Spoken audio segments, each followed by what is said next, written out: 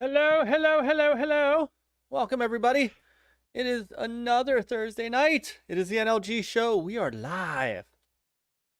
Live, Yo. I say. And Yes, look, we are. he's back. He has returned Cheers, everybody. to the middle square. Chris is back from Disney. Mickey and Minnie have released my wallet, so Oh, I yeah. was able to afford to come back. Look how happy he looks, too. Mm. What's going on, boys? Man, I'm glad it's almost weekend. I know, me too. This week was brutal. This has been a long, long week. Good Lord. Oh. Mentally taxing, but Yes. Mm-hmm. But it is going to culminate. It's going to culminate into the weekend I've been waiting for a year. This is the Rock Wall weekend. Mm. The rock wall. Going up to camp, and I'm doing the rock wall. Now, Nice. here's the sad part. He's questionable for this trip because he tested for COVID on Saturday.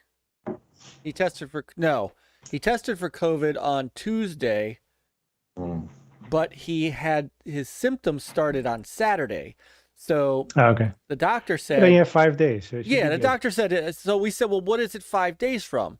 And the doctor said, well, it's 5 days from when you got symptoms.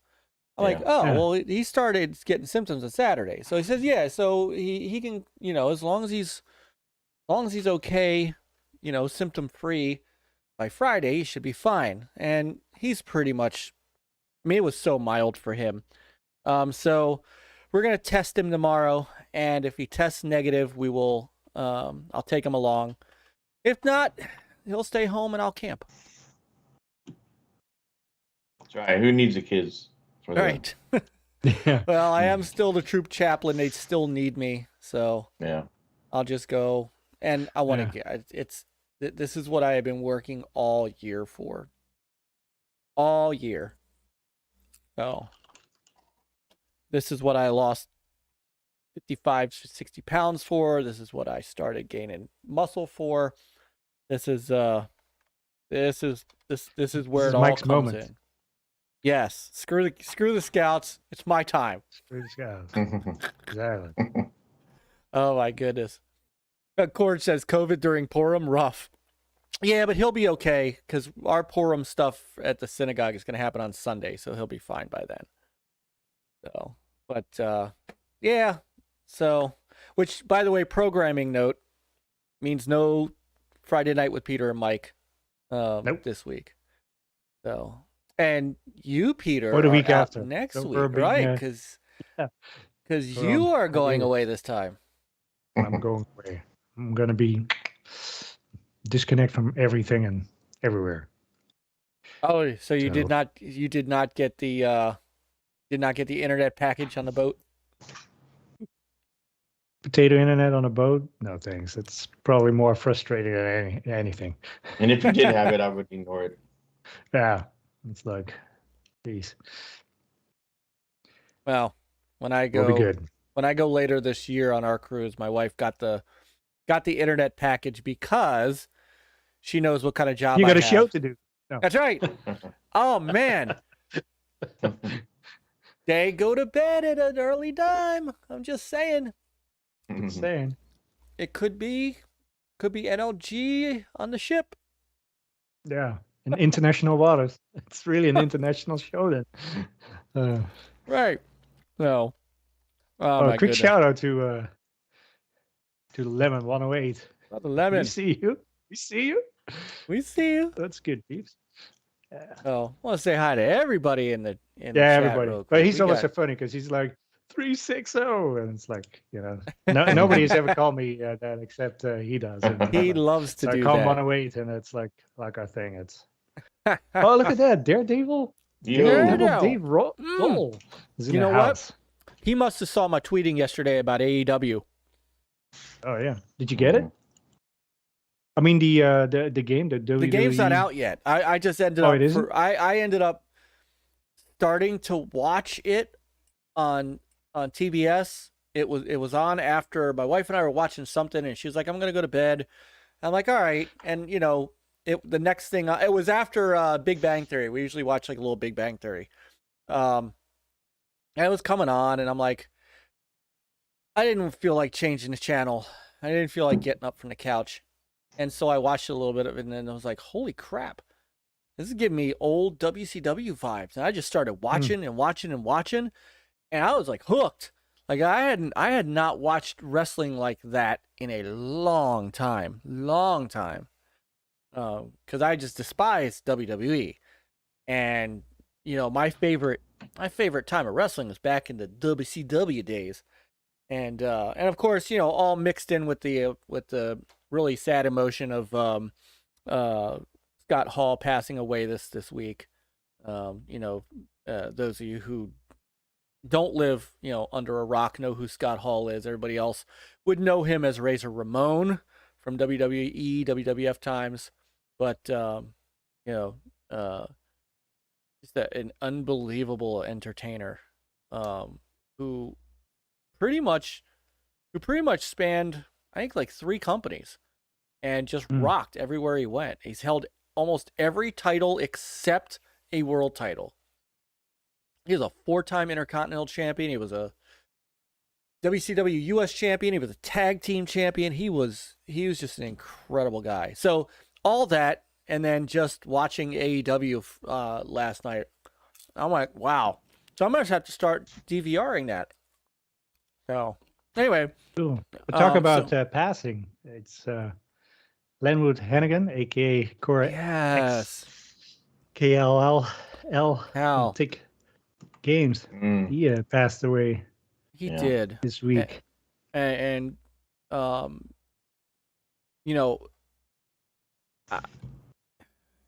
Cal and I used to talk a lot in DMs, and he's been here before.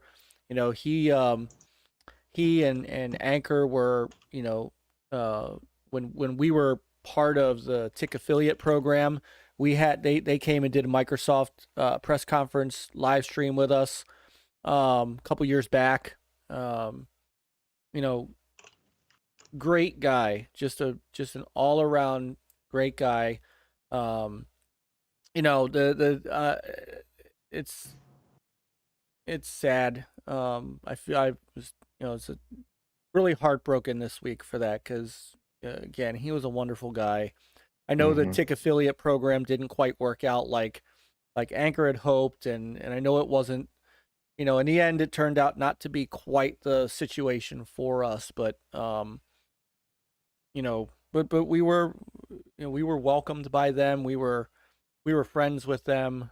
And it was just, you're right. It was sad, a very sad week for that. Yeah, I still don't know what happened. Family. I know. He was a father and husband, so great family man. Yeah. Great gamer. Yeah. And was dedicated he was to doing what a he comic doing. too, I think. I think he was. He had a passion for creating a comic. That's what he wanted to do. I'm not sure how far he got with that. I don't either.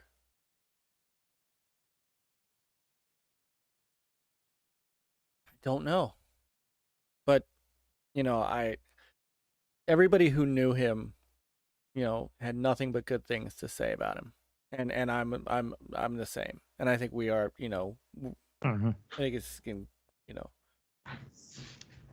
So, guys all right. Now we're downers on St. Patrick's Day.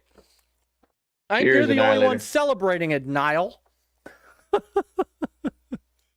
we get it out of the way. Yeah. We'll get the sadness out of the way. I said all that to I said all that to say hi to Ukraine and oh, absolutely.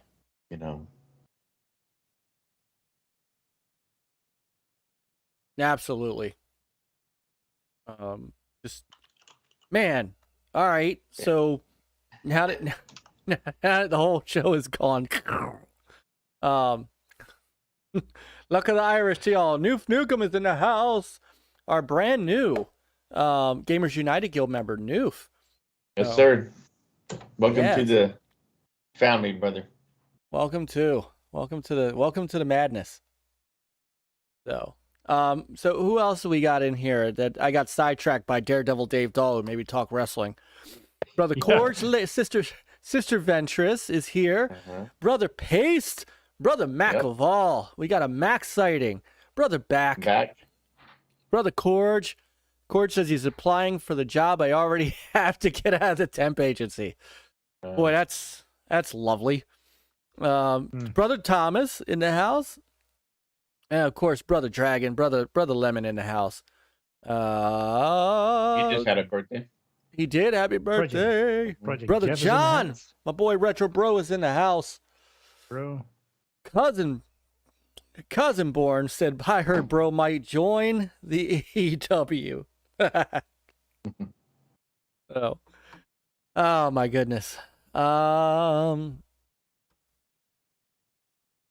Lemon is older than us, Peter. Yes, he is. Oh. Yeah, I'm He beat me 47. by I'm probably the youngest one here, right? a few months. I think so. Quite a few months. I think so. Because I'm younger than Peter, and I'm 48. So I'm getting my 65 plus or my senior discount before you guys do. Yes, you are. Brother Kurt's in the house. Brother Kurt Bradshaw is here. And Brother Brian, where's me gold? Well, we don't have any gold for you today, but his ball sack has Gandalf wrinkles. Hold on, I gotta go back to that because that was funny. So as you can see, this is the gameplay reveal from the Hogwarts Legacy PlayStation State of Play that happened today. Maybe we'd talk about that for a few minutes and for those who have seen it before we get into our couple of topics for tonight. It has been sort of a slow dredging news week. Not a whole lot of big stuff going on. So, we try to come up with some stuff to talk about that's sort of kind of in line with what's with the news, but not quite. I think we've gotten away from just regurgitating the news and started to get into how that affects the gaming industry as a whole and how we can discuss that. So that's what we're going to try to do tonight. It might end up being a shorter show than usual, but that's okay. Thanks for watching. Back to your usual program. That's right. Good night, everybody. No, I'm just kidding. I'm just kidding.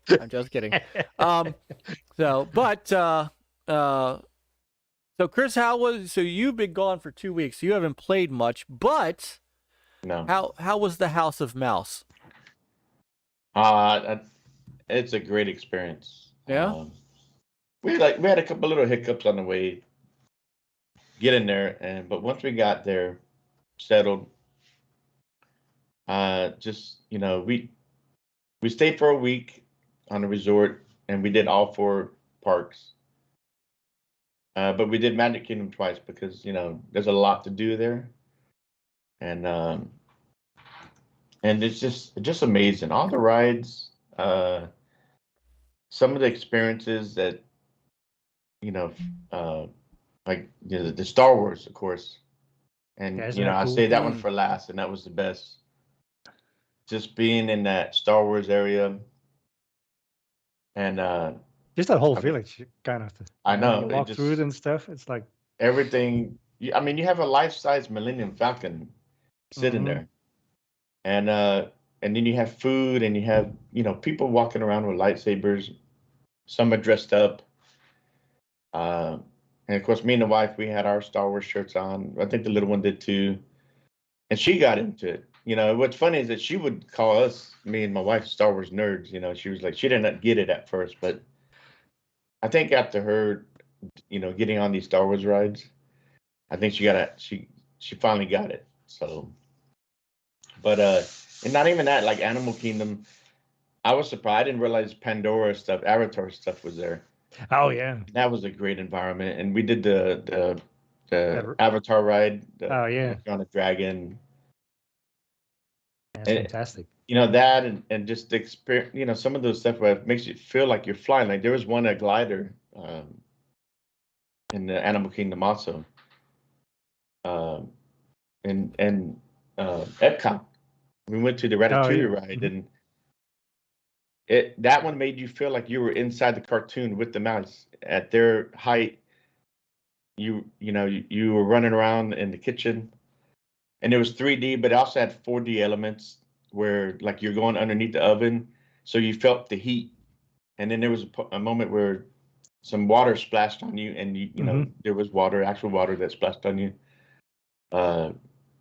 It just so my daughter, she hadn't really ridden a lot of thrill rides before, and she loved every one of them. You know, like the mine, that's the Seven Dwarfs mine ride, the Thunder Mountain, Space Mountain, and then I was worried about her first because she got in the front of the Space Mountain on the deal.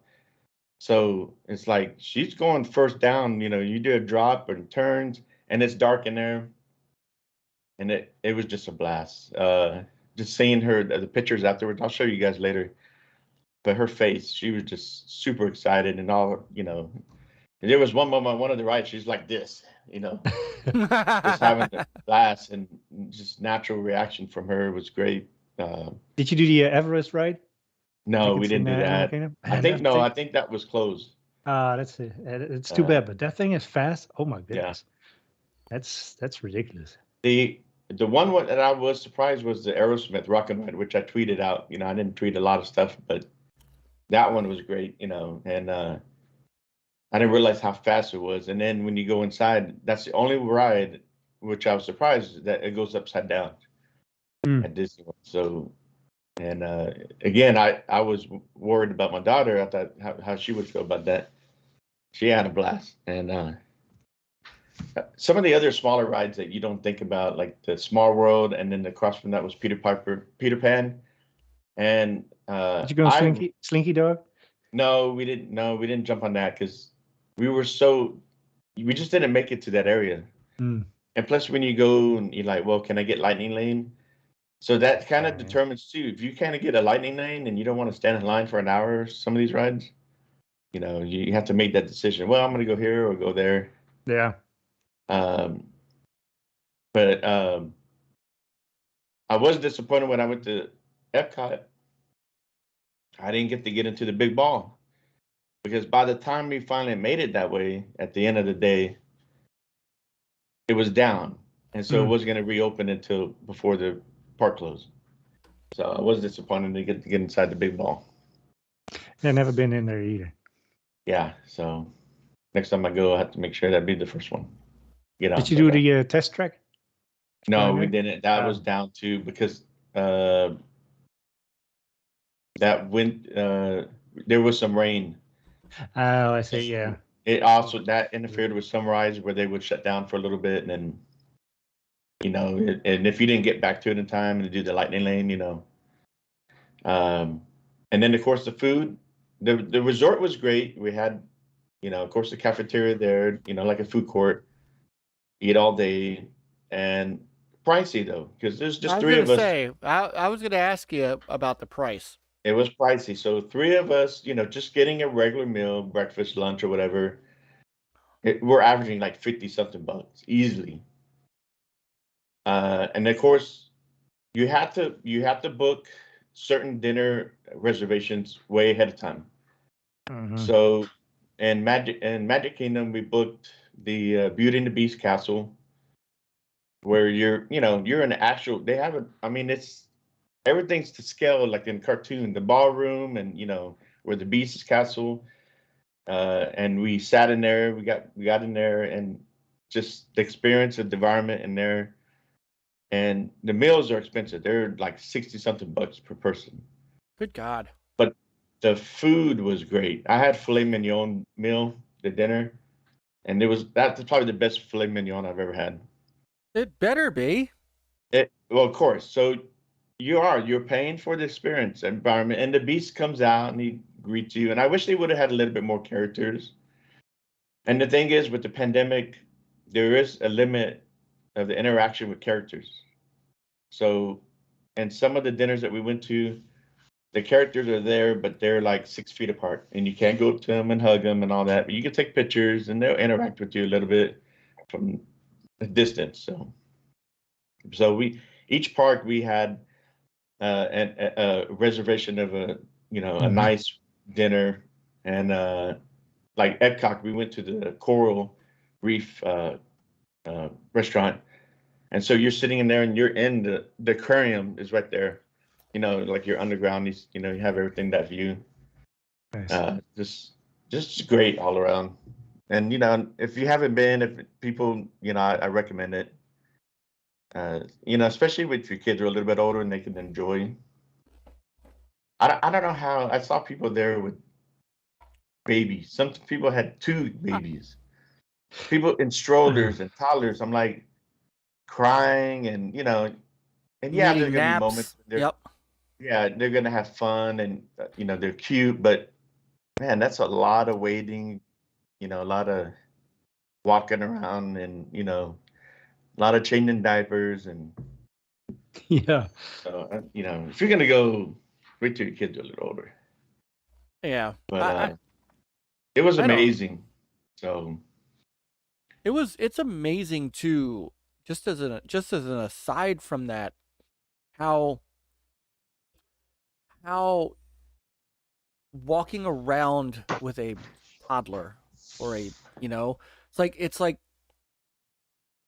my wife sometimes and I just think about 3 times we did strollers, diaper bags, mhm. and Yeah. and we had to leave at 7:00. The kid needed a nap. You couldn't, one of us had to not go on stuff. And then, Mhm. this last summer we went to, was it summer? Maybe it was in October. I'm sorry. Cause it was, trick or treat time. We went to Hershey Park, and now, not only is Jacob 17, but Seth is 12 and Spencer is 7. And what we realized was there's a wooden roller coaster there called the Comet. It's one of the oldest wooden roller coasters around. And by far, if you're not a roller coaster person, a wooden roller coaster is a good way to go because it's not nearly as fast. It never goes upside down. You can't really do a lot of extreme things with a wooden roller coaster. Unless it's totally built that way. So all 5 of us rode that because Spencer is tall enough to ride some roller coasters. So it dawned on us that we are now gone from those days. And I don't know how we did it. Yeah. Yeah, I can't imagine. And I guess if you have the support, you can find a way, but it is difficult. But yeah, it's just amazing. Just the quality. I know somebody Project Jeff was saying how just waiting in line, and I definitely, if you're gonna do Disney, try to do the bundle and get the pictures where you have people there all at different areas, and you can go up to them and they'll take your picture. Because there's great backgrounds in the deal, and it's much more professional, and they have like there also has like effects to them, like we had one where we were like this, and then it added a rainbow and different stuff, uh and then also they take the photos when you're on the rides, and so you have the app, and so the app, you can see your photos after you take them, they load up, and then as far as the lines, you can pay for lightning lanes. They call them lightning lanes now. I think back then they called them fast pass or whatever. Yeah. So you pay for that, and then you look when you're at the park. You look and you scroll through all the different rides. Not all of them have lightning lanes, but the ones you can sit there and say, okay, I'm going to get a lightning lane for this. You click on it and you schedule what time you want to go, when it's available, and then you have like a window, like an hour window that you have to get on there. But that's so much better. And you have people sitting there for an hour to get on a ride or so. and you get in that lightning lane, you're on there in like 15 minutes.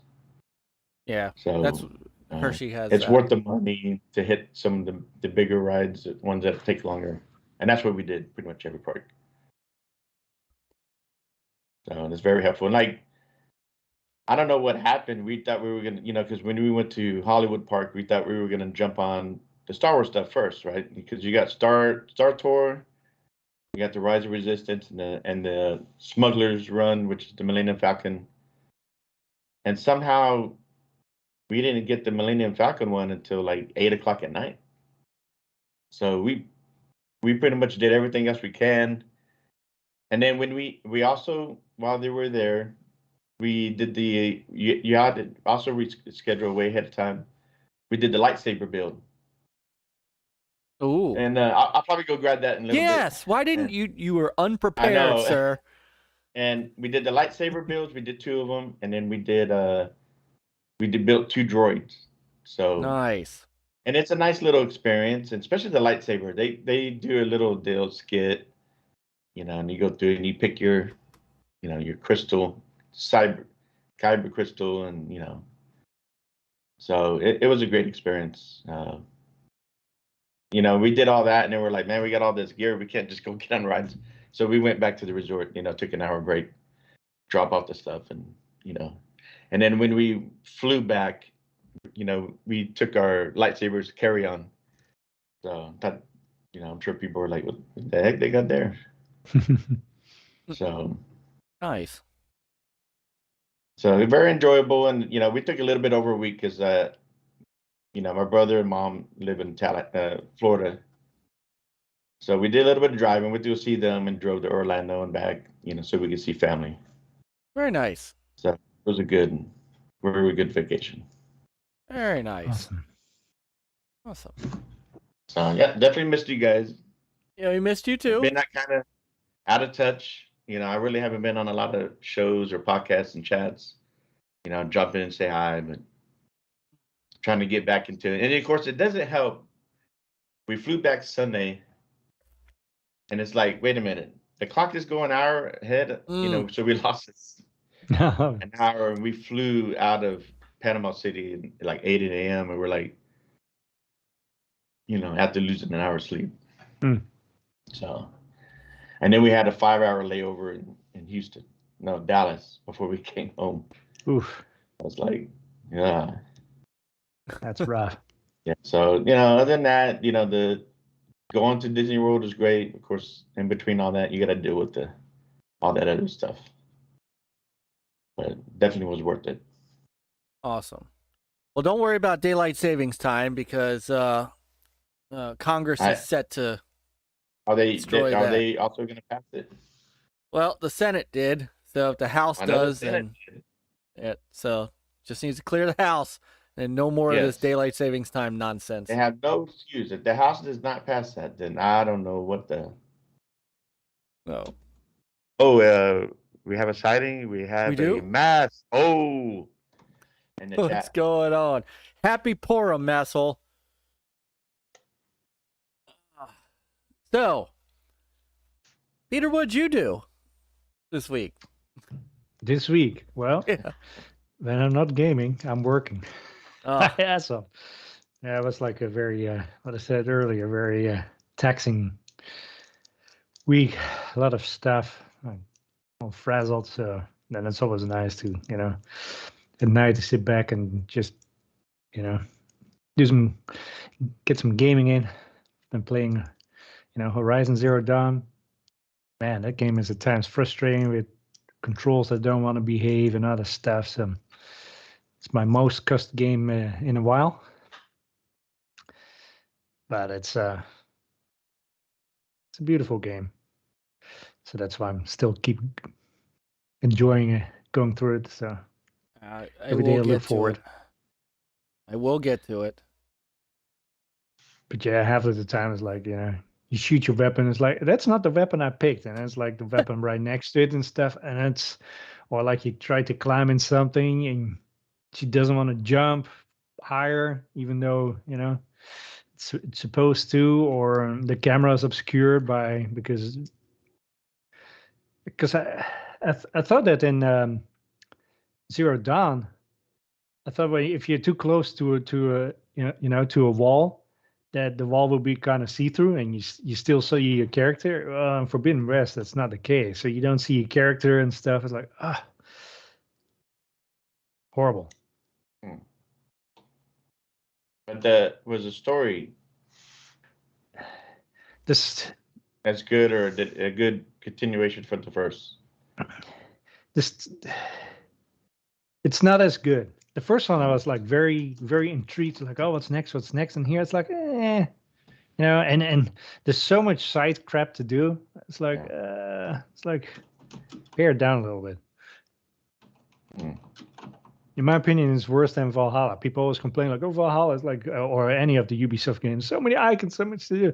And like, this is even worse, I feel. This just feels like work at times. Well, I mean, well, did you get any Elden Ring done? I did not get any Elden Ring done. I mean, I'm still like, my death toll is still 3 times before I reach the cinematic opening boss. And yeah, that's it. I haven't had a time. I haven't been on Xbox a whole lot. I haven't got a lot of that either. I did a lot of talking about it because when I was at my brother's, his stepson, who's a big gamer, he was playing it, and he was like I think around level 50. So he had a lot to say, and I'm like, well, I'm not there yet. And then my brother bought it.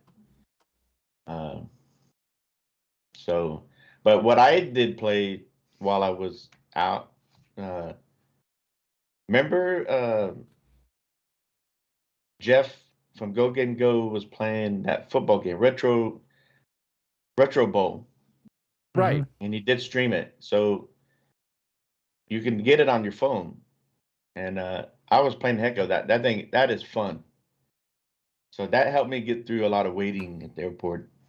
Oh, yeah. And so on. So I appreciate Jeff from gogamego for showing that and then reminding me. I was like, oh, yeah. I think it's on the Switch and on your phone, but I don't think it's on Xbox or PlayStation. So, did it cost anything, or is it one of those microtransaction laden games? No, they just have like a one-time fee where you can upgrade to the full version. I think it's like 99 cents, I think. But and I don't know what the difference is like as far as on the Switch. What version you have that? What more can you do on that? So,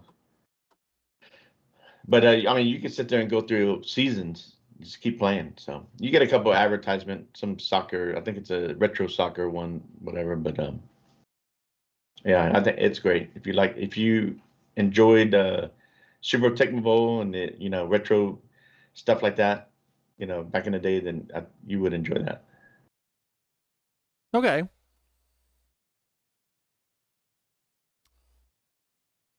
I'll have to look for it. Yeah. So, let's see. So, I did get a little more Gran Turismo 7 in, which we gotta talk about, Peter, because yes, we do. Oh my goodness. Talk about it. I in a minute, but yeah. I actually, let's see. So, let's see. We played Gran Turismo on Friday, last Friday, and then we had fun. We had fun.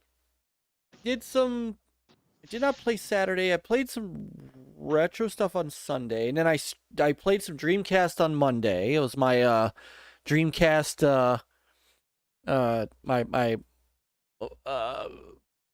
Monday night retro and I finally got my bowling game that Pete Hines gave me to work. And then I did some other Dreamcast. And by the way, if you want a game that really has stood the test of time, Looney Tunes Space Race, man, that game looks amazing for something that was out in 2001.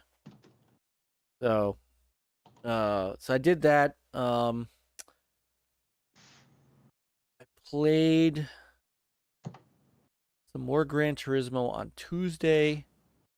And then yesterday I got stuck watching AEW wrestling. So, not a ton of gaming in, but what I did do was excellent.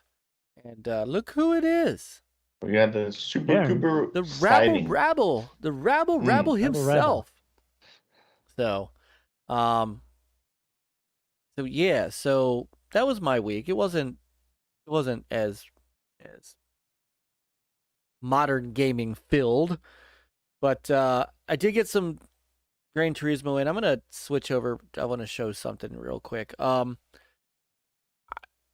not sure. This is just me, and I'm sure it's maybe just I've played it a lot, but I'm sort of winding down on the game. I'm finding that there's a little less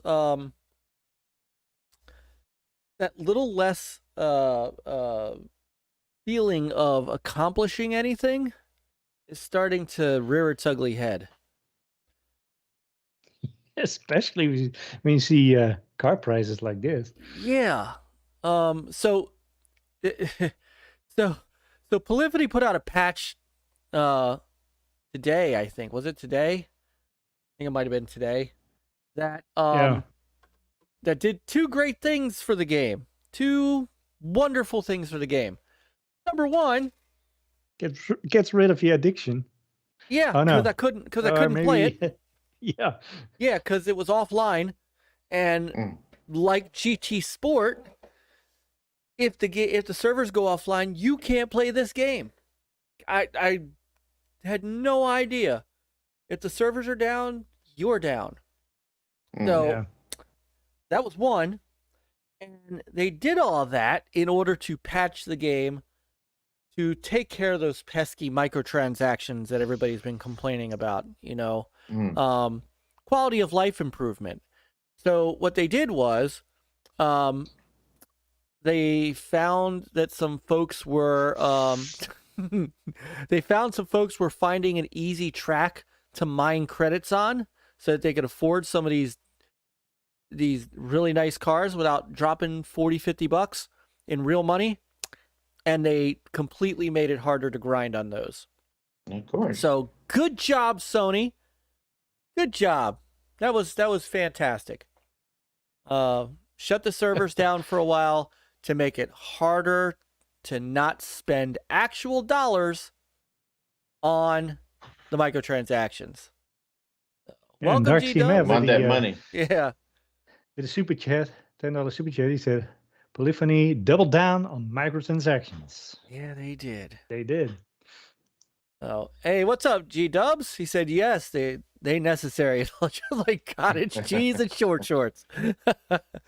And thank you, SuPRCooPR. This particular car that I'm showing right now is 12 million credits.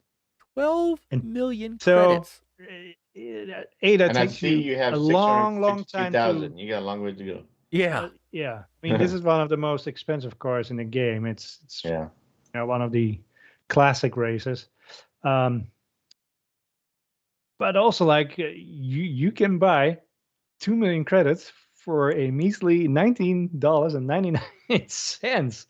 So this car will cost you, 6 times 20 is $120. $120. It's like, you see those exotic cars that in real life that you can't afford. Well, I'm kind of feeling in the same boat. I should be happy with my little hatchback, Right. My hybrid. So does this have whatever used cars hybrid that you can go get, like the past ones had? Yes, but you can't sell your cars like you could in GT Sport. Mm-hmm. Yeah, they definitely. And also, when you see how much those cars cost in GT Sport versus GT7, it's some serious inflation going on. They want you to grind, and then if you don't want to keep grinding, they want you to and $12 or so, $40 ain't too bad. I really want that car. Yeah. That's what they really want. But other than that, that stuff sounds disappointing to me. Mm-hmm. But as you know, I was a big fan of Gran Turismo back in the day. How is, as far as the racing, the tracks, just the field? Does it, like, well, Myke, you were saying you just don't feel like continuing. So is there like a career, like a progression that makes you not feel appealing to continue, or what's the whole deal with, because I All right. know you had different classes, right? And you have to get the license. Yep. And that's still there. So I want to preface, let me preface, because I do want to make clear that there is a lot that I like about the game. Right? So, and we were talking, we kind of talked about this with Gaz last week, because he hadn't played it either. I think from a gameplay perspective, I find the driving to be rock solid for the most part. My driving is rock solid. In cockpit viewing is it's beautiful. Outside the car, not so much. But and I'm using the controller. I'm using the motion controls to drive. I am not using the left stick. I am literally holding the controller, tilting it to drive. And it is... I still need to do that. It's extremely responsive. I mean, that is cool. So from that perspective, solid game. Great tracks. In fact, one of the things I did on Tuesday while I was playing some of my retro stuff, I fired up the Xbox and actually put in the OG Xbox. And I actually put in Forza Motorsport 1. Just because. I just wanted to see it. And Laguna Seca is one of the tracks. And honestly, looks just like... I mean, it's laid out exactly right. So Gran Turismo 7 does that track justice. So there's some great things about it. And this is a complete love letter to cars. Like this, the museum aspect. And Peter, tell them about the scenes. Oh, the scenes are really cool. So it's basically a kind of like a live photograph where you can plant your cars in it, and actually you can add like up to 3 cars, I believe, and put them all in different directions, and you can turn the lights on, your wheel angle, etc. So it's really cool, and then you can create a picture with some motion in it, and that's really cool. And they have like a ton of those scenes. It's ridiculous. Night, Thomas. Yeah, Thomas, don't be. Yeah, hold on. Don't be sorry, man. You. Yeah. We're always happy for folks, for whatever folks can give us on a Thursday night. So, man, we love you, Thomas. Don't ever be sorry. Yeah. So, what's up, Dread? So, Invader. What's up, Invader? Just popped in. Yeah, I mean, this looks graphically awesome, and I love this. Yeah, and also stuff. the replays look good too. And I love this watch sort of replay and stuff, and this is cool too. So, and G-Dubs is so G-Dubs says, my beer buddies and I noticed the replays are different when playing with a controller versus wheel on PS4. So let me grab my controller real quick.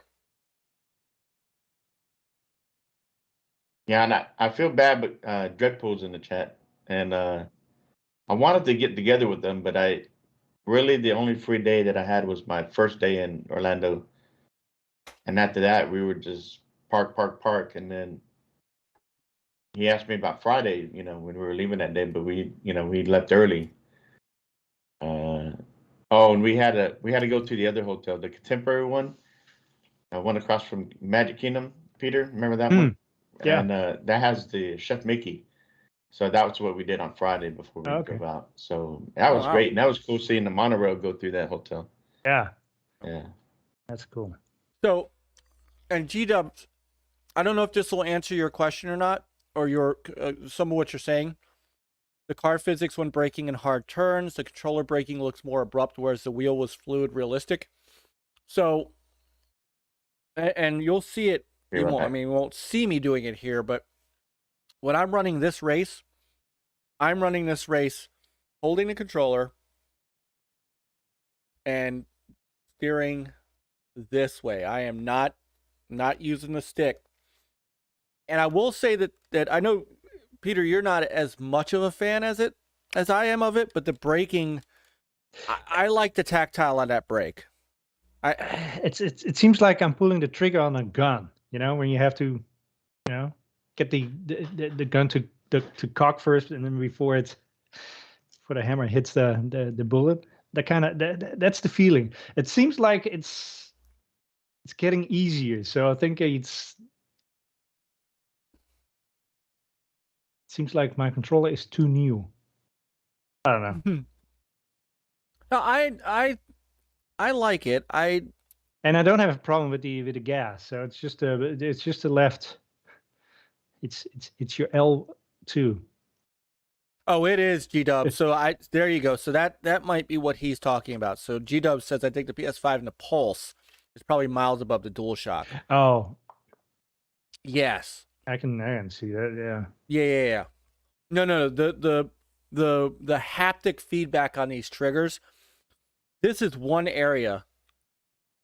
Just being honest, this is one area where Sony has it all over Microsoft.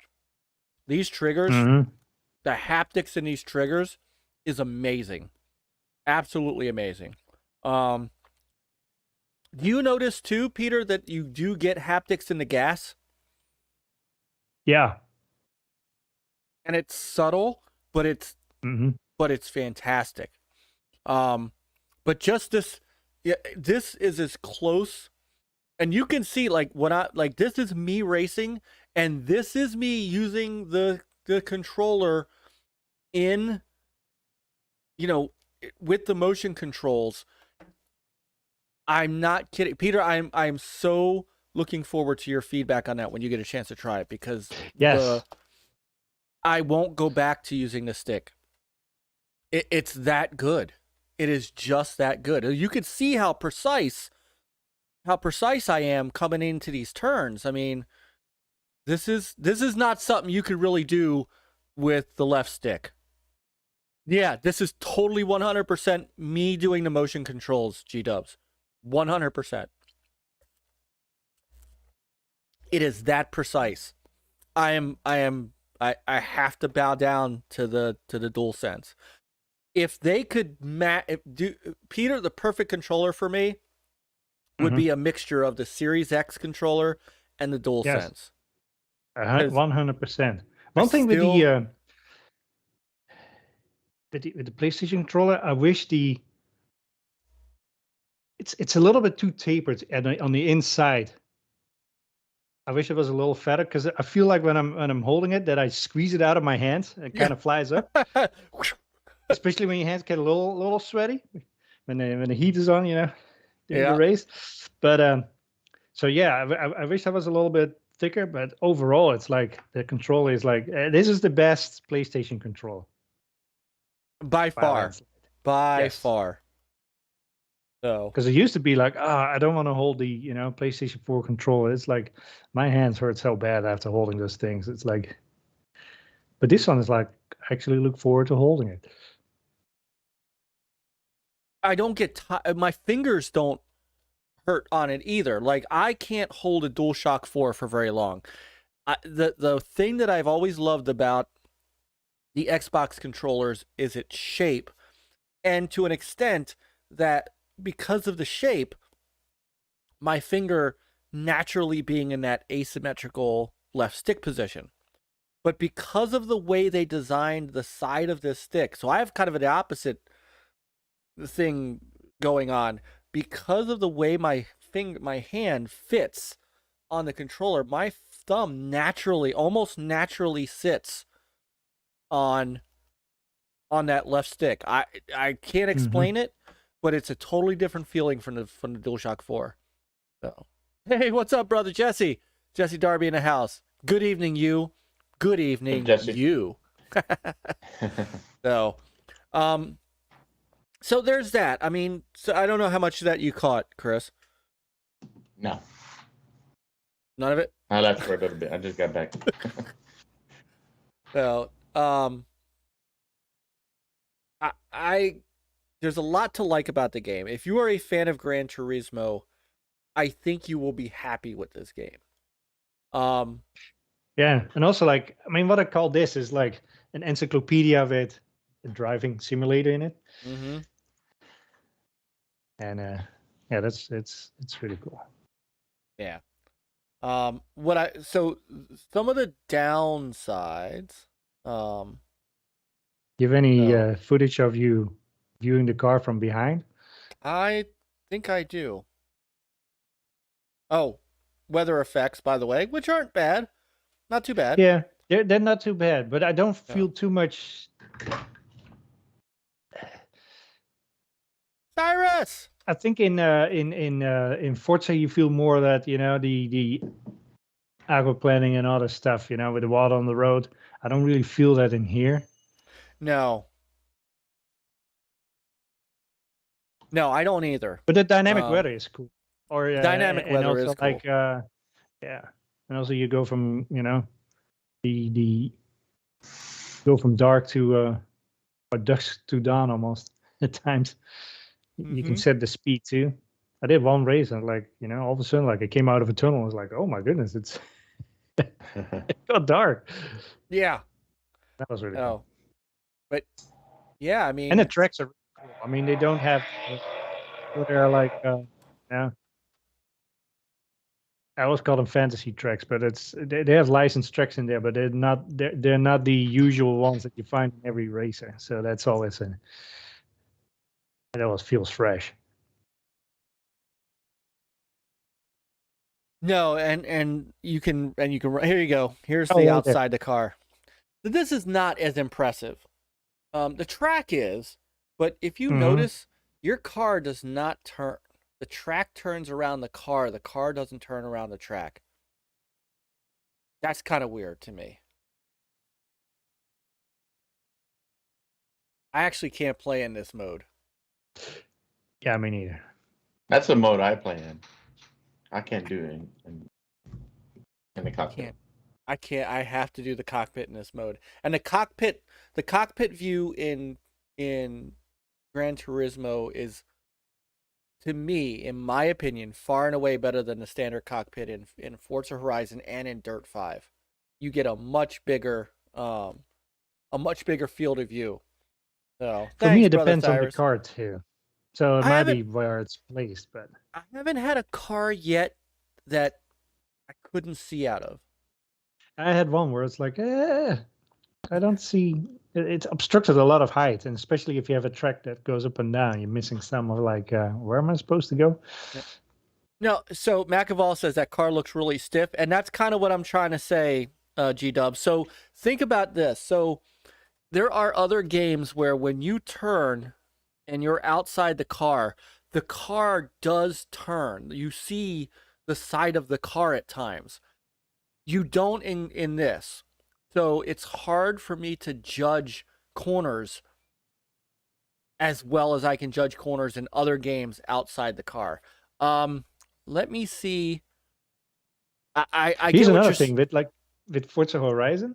I use both modes, like, you know, behind the car for when I'm doing sightseeing, and cockpit view for when I'm doing an actual race.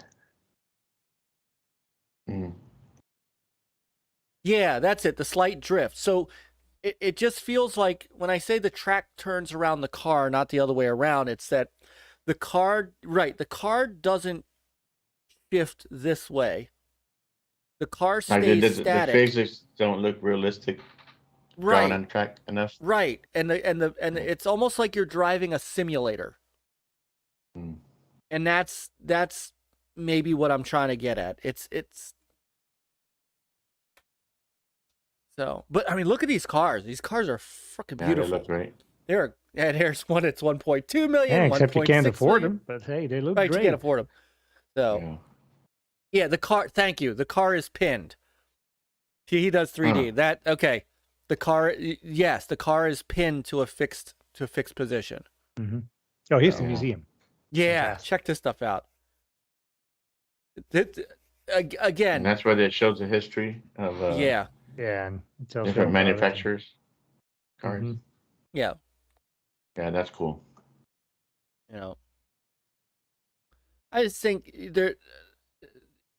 some of the unattainableness might be what's starting to slow me down. It's like, there was a lot of complaints about Forza Horizon. Oh, they just throw cars at you.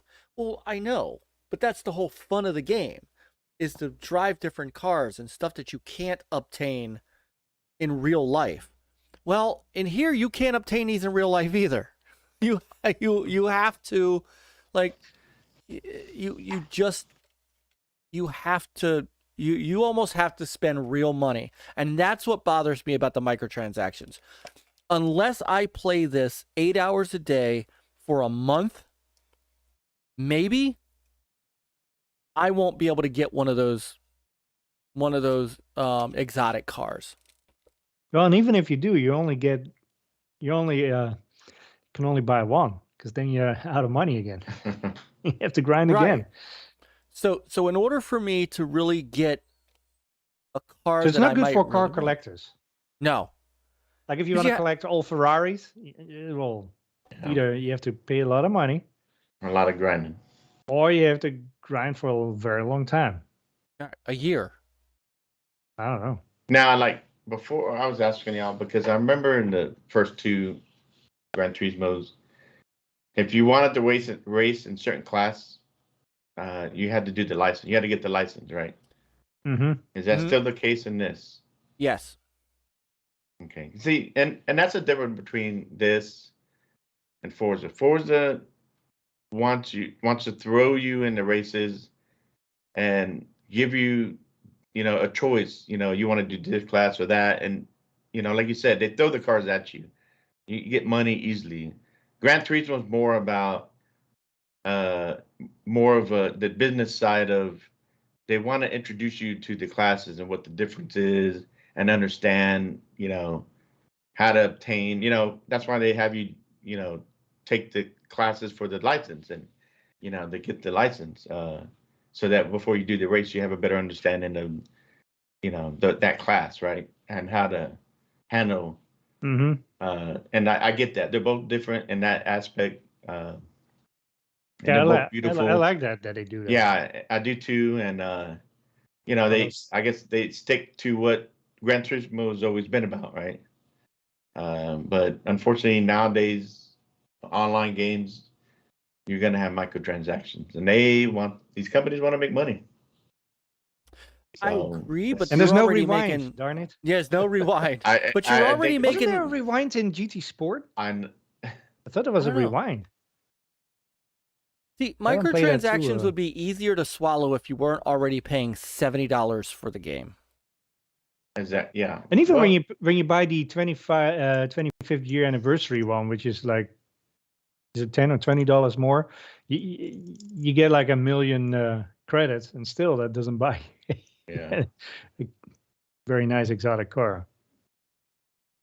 But also at the same time too, like the next Forza Motorsport, I remember going to forums in the past motorsports, and I'm like, I would love to have a story I get that these games are about the cars, and that's the star of the games. But also, as a car enthusiast, and you watch racing, different, Formula or Indy, NASCAR, whatever, around the world, the drivers play a big part in the racing. They have their own stories. There's drama, and I would love to see a story or something to where you're young, you're starting out, you got to do, start off in dirt racing or whatever, lower class. I would like to see that where, they let you kind of work your way up and, earn your way, maybe earn some sponsors, and kind of like what drivers have to go through. Just kind of to go through the ranks. You should play Formula 1 2021. It's coming to Game Pass. Yeah. Oh yeah. That one even has like co-op career, but that's where you build up your career and stuff, and you have to get sponsors, and then See, I like that. There was a game that did that. Niall Santoka did that. There was another game that did that had you starting in these like minor leagues of like dirt racing and stuff like that. I can't remember what the name of the game is, but there was a Sega game like that on like that back in the day, and I can't remember the name. And the Sega GT. I had a hard time. It could be that I played. Sega GT was like this. Sega GT was Sega's answer to Gran Turismo. Yeah. Yeah. It wasn't Sega GT. Although you didn't need licenses, did you? Yes. You just had to win. Did you have to do licenses? Yeah, you did licenses there. Maybe it was just, yeah. It's been so long, jeez. Oh. What's up, Brother Nick and Brother Big Block? So Brother Big Block says, when something is weighted too much towards spending real money to add it, it detracts from the game and challenge. You don't earn, you buy. So, I think that's part of the problem. Yeah. That's the world that we live in now, where there's a balance. And so these companies are like, well... What's up, Brother Nick? See, the thing is, like, if it's a free-to-play game, I can see, like, you have, like, heavy microtransactions. Yeah. Right. But if you have to pay Myke, what you said, when you pay $70 or $90 or whatever it is for a game, then you don't expect microtransaction weigh so heavily on your progression of your car collection in this case. And I'm not talking about car passes. I totally get the idea of a car pass. Yeah. But this is something different. So, and no, not Ridge Racer, Massel. That was pure arcade. No, that isn't this one that's hard? This one is the hard one. Right? Yes, this is the one you can't get past. I finally got past this. Hang on, I'm going to turn this up for a second. I think I have to drive a manual transmission because there were certain races that I raced. That looks cool. And I could not. So this is something cool, Chris. This is called a music rally.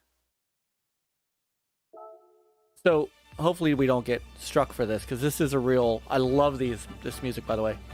So if you notice, the timer is counting down to the beat of the song. And you have to get a certain distance before the song ends or the timer runs out. That's cool. Although I find it a little bit misleading, because when you drive through those gates, it adds time to your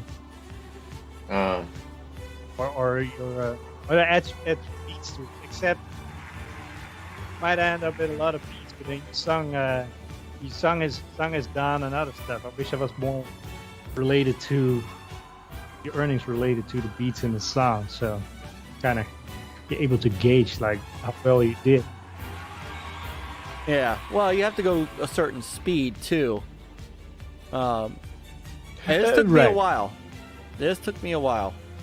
And I can see that being kind of hard, because you know how sometimes when you drive in real life, when you're playing certain music, sometimes it kind of affects the way you drive, No, true.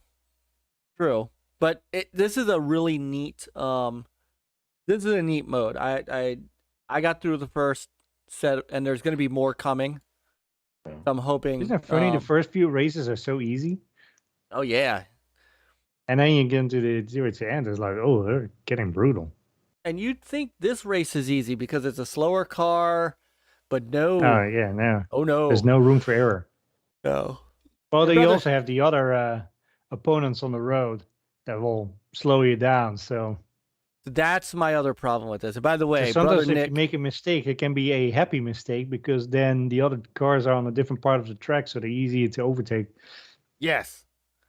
Oh, and Brother Nick says if people push back on the kind of transactions they don't like, they will stop. The problem is people won't push back hard enough, so it hurts these guys' pockets. Well, if they keep buying them, even though we don't and other people are, what are you going to do? Right. Yeah. You know, that's just the world we live in, and people are buying microtransactions, and you know. That was compared to spam emails. Everybody hates spam emails, but why do we Somebody still answers get them? it. Because people still Yep. buy through Mhm. spam messages. Yeah. Somebody's paying a Nigerian prince to come to the U.S. Yeah. Oh. But the other thing that I don't like about the game is how clunky the AI is. They don't move.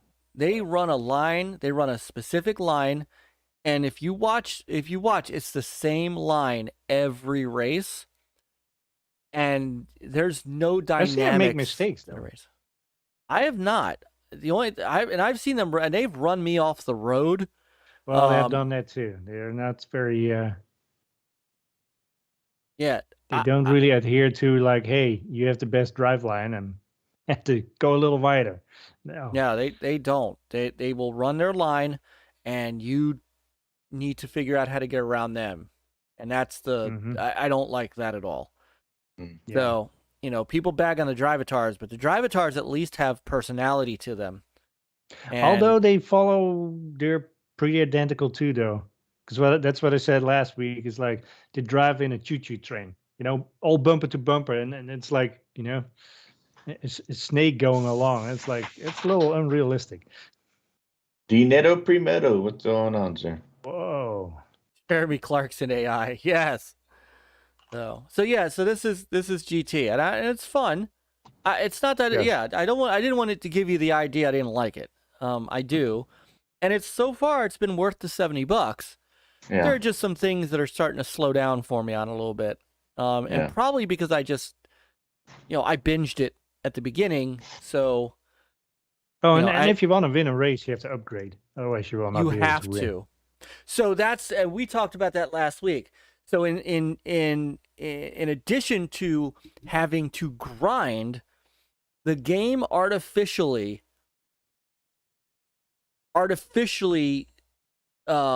puts you at a disadvantage by forcing you to make fairly expensive upgrades to your cars in order to compete. So you can't just get a nice car, and then just run it. You have to upgrade it. Otherwise, you don't stand a chance. And so in those cases, you lose a lot of money off of that. Mm-hmm. Yeah, it's great that you win 5,000 coin, but you have to invest 4,000 in order to get in. Exactly. I think a lot of it too, like we're older, and so playing certain games like to where you feel like it's work and you have to do more grind than you really want to, because we don't have all the time, right? I mean, I remember younger when I would play Gran Turismo 1, I didn't feel like it was a grind. Yeah, you had to get your license and stuff, but I felt like it was a nice progression. You start off with the used car and then do some races, get some money, sell the used car, get a better used car, and then you can start, getting, and then do a couple of little improvements to your car, and and I had fun doing that. But also, like, how many new games did you have in your backlog back in those days? True. It might have to do with a little bit as well, at least for me. Yeah. But I didn't mind doing that back then. Maybe just, when you're older and you have family, you just don't have the time to, to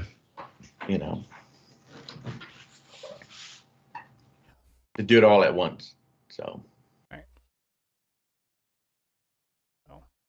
So that's our bit on Gran Turismo 7.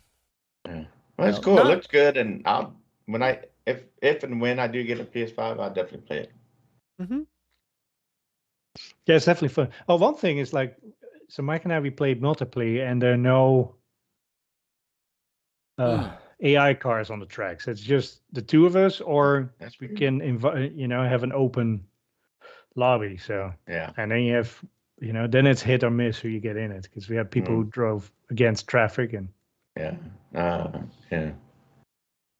Ooh, De Niro's got a good question. Does anyone view games in Game Pass as backlog games or just games you buy and own? Just I would consider them backlog games because it's in the subscription. It is. I feel which like you do pay for. Which you do pay for. But I feel like But I don't feel as bad though. no, because I feel like if it's backlog, it's something, a game that I already started, or if I bought and it's just, I know it's sitting there and I need to start it, go back to it. But if it's in Game Pass and I haven't started it, I'm just like, well, it's just a library, and then I'll get to it as, if I'm interested. You know what I mean? Like, I don't see it as pressure or backlog to me. It's just, I think it's just awesome to have, where at any time you can go choose what you want. But also, like, the older I get, the less I feel like I want to spend on games. Because each time, like, there's a sale going on every week, right? Digital sale. So I start adding stuff to my cart, and it's like, okay, over, $150 worth of games. And it's like, am I going to play this? Not 100% sure, or when am I going to play this game? Probably not for a very long time. So basically, basically in the end is like I end up with like 0 games. My priorities somehow have changed, and there are just some big ones, like Horizon Forbidden West, that I'm playing right now, and there's some other big ones lined up like Elden Ring. Yeah. So that takes like all my time, or GT7 where I can grind till the cows come home. Yeah, and like De Niro said, that like us older guys, really a backlog or collection. I do kind of view Game Pass more of a collection, more like the streaming services. Like, there's a bunch of stuff there. Let me scroll through what am I feeling? Oh, let me try this.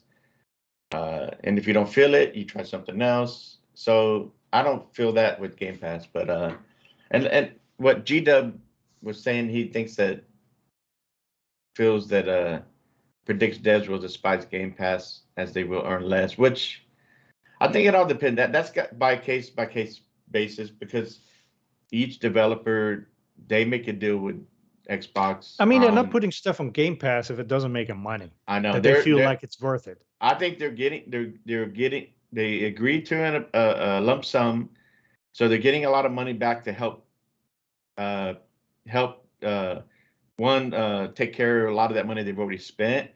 Plus, they have money there for marketing, and to me, I feel plus that it creates buzz and advertising too, right? It does, because we've and heard more engagement. Heard devs saying like, "Hey, ever since I put this game on Game Pass, I'm selling more on all different platforms, or even on that platform where it is on." Yeah. So it's, who knows? Yeah. It's definitely probably a case by case basis. It is, and then, if the game is good and then there's engagement, like you said, it creates buzz, and people don't feel like, well, if this game costs $20, I don't know if it's worth it. But if it's in Game Pass and you try, hey, I like this game, and then if you really like it before it leaves, you pay, you get 20% off.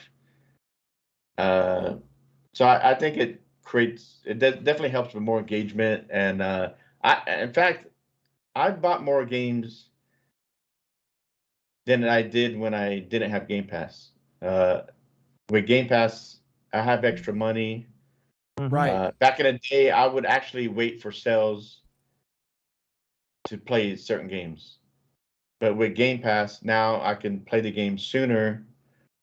And if I really like it, I'll buy it before it leaves Game Pass. And but like, we're saying, there are games that are never going to be in Game Pass, or not anytime soon. I will spend the money to buy them if I really want to.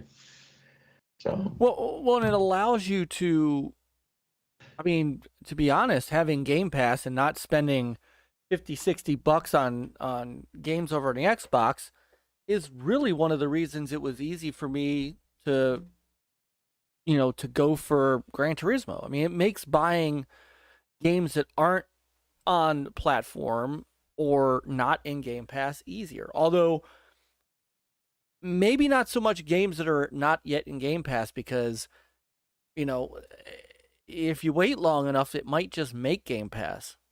Yeah. And that's something else too. Choice the devs have to make. Absolutely. Because I feel like before Game Pass, there were a lot of games that got lost especially depending on what time they'd release. But if they release around the time the holidays or whatever, they got lost in the big games that came out, the more popular ones. And then later on, a few years later, people were like, "Oh man, this game was actually pretty good. I'm surprised I missed it." Or they wait for a sale, which a lot of us, like me, who would wait for a sale. So I feel if a game ends up going on sale sooner than they want, the developers lose more money.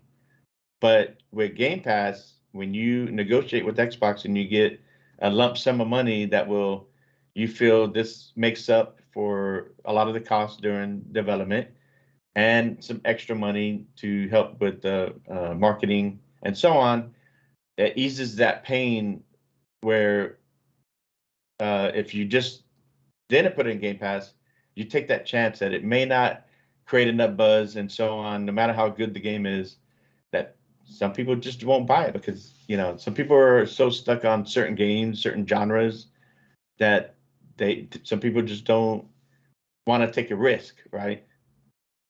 So, you know, I don't know. I feel like Game Pass has been great, and it seemed like PlayStation with their streaming service is going to go that route, where it looks like they're already making deals where they're going to have certain third parties, maybe not their first parties, but the third parties being their day of date.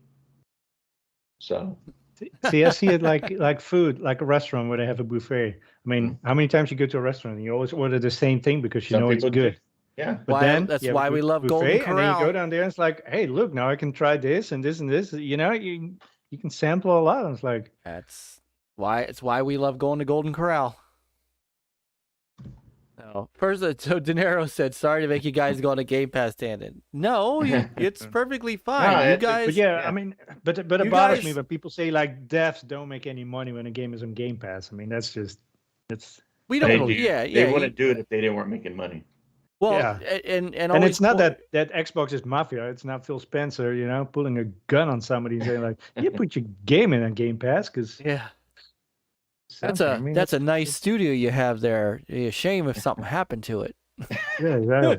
It'd be a shame if someone bought it. Yeah. No, I mean, and De Niro, don't feel bad for putting us on a tangent. This is your show, guys. The chat is why we're here. You guys are our family. We, you know, it's funny. It's 10:30 and we haven't gotten to our actual couple of topics yet, but that's okay. It's perfectly that's just the okay way it because goes. you guys are engaged and talking and that's more important than us just droning on about a topic. So I'm Clint Eastwood on the topic. No, The good, the bad, and the ugly. That's right. No, yeah, and Phil Spencer is have gun will acquire. It's like, hey, Have put in gun Game will Pass acquire. or 10 cents going to buy you. So, Phil Storm Studios with a baseball bat was demands KSV on Game Pass. In the Game Pass. I mean, yeah, exactly. It's also a place though where games that have not done well go to get a second chance, and look no further than Guardians of the Galaxy. Yes. I mean, a great game by everyone's metric that played it. Like I have not honestly heard a bad thing said about Guardians of the Galaxy, but it didn't sell well.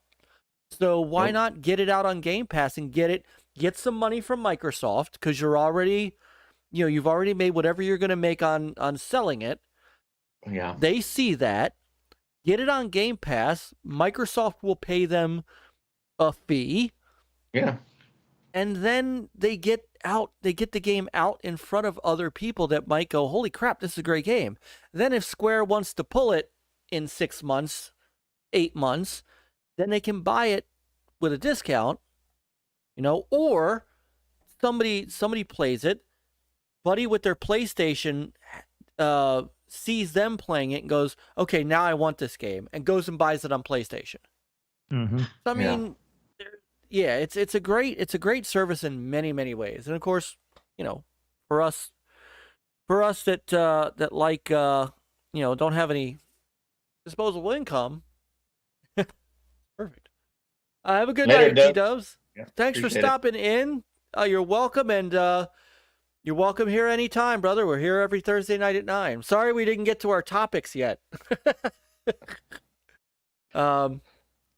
So playing Guardians as we speak, says Masshole. See?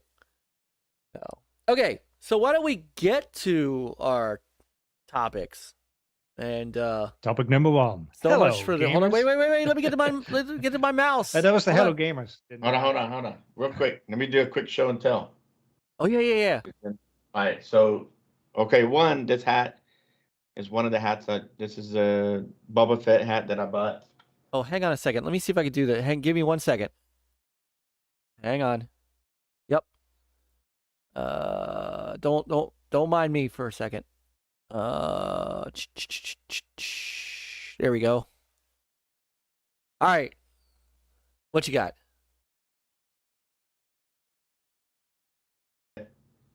I believe on the side it has this side has like the Boba Fett badge or so.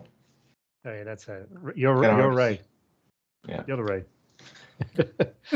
I'm like, where is it? So when you go to Disney World, and you have to reserve and a time slot if you want to build a droid. So this is one of the droids. This is the R2 series. Oh wow.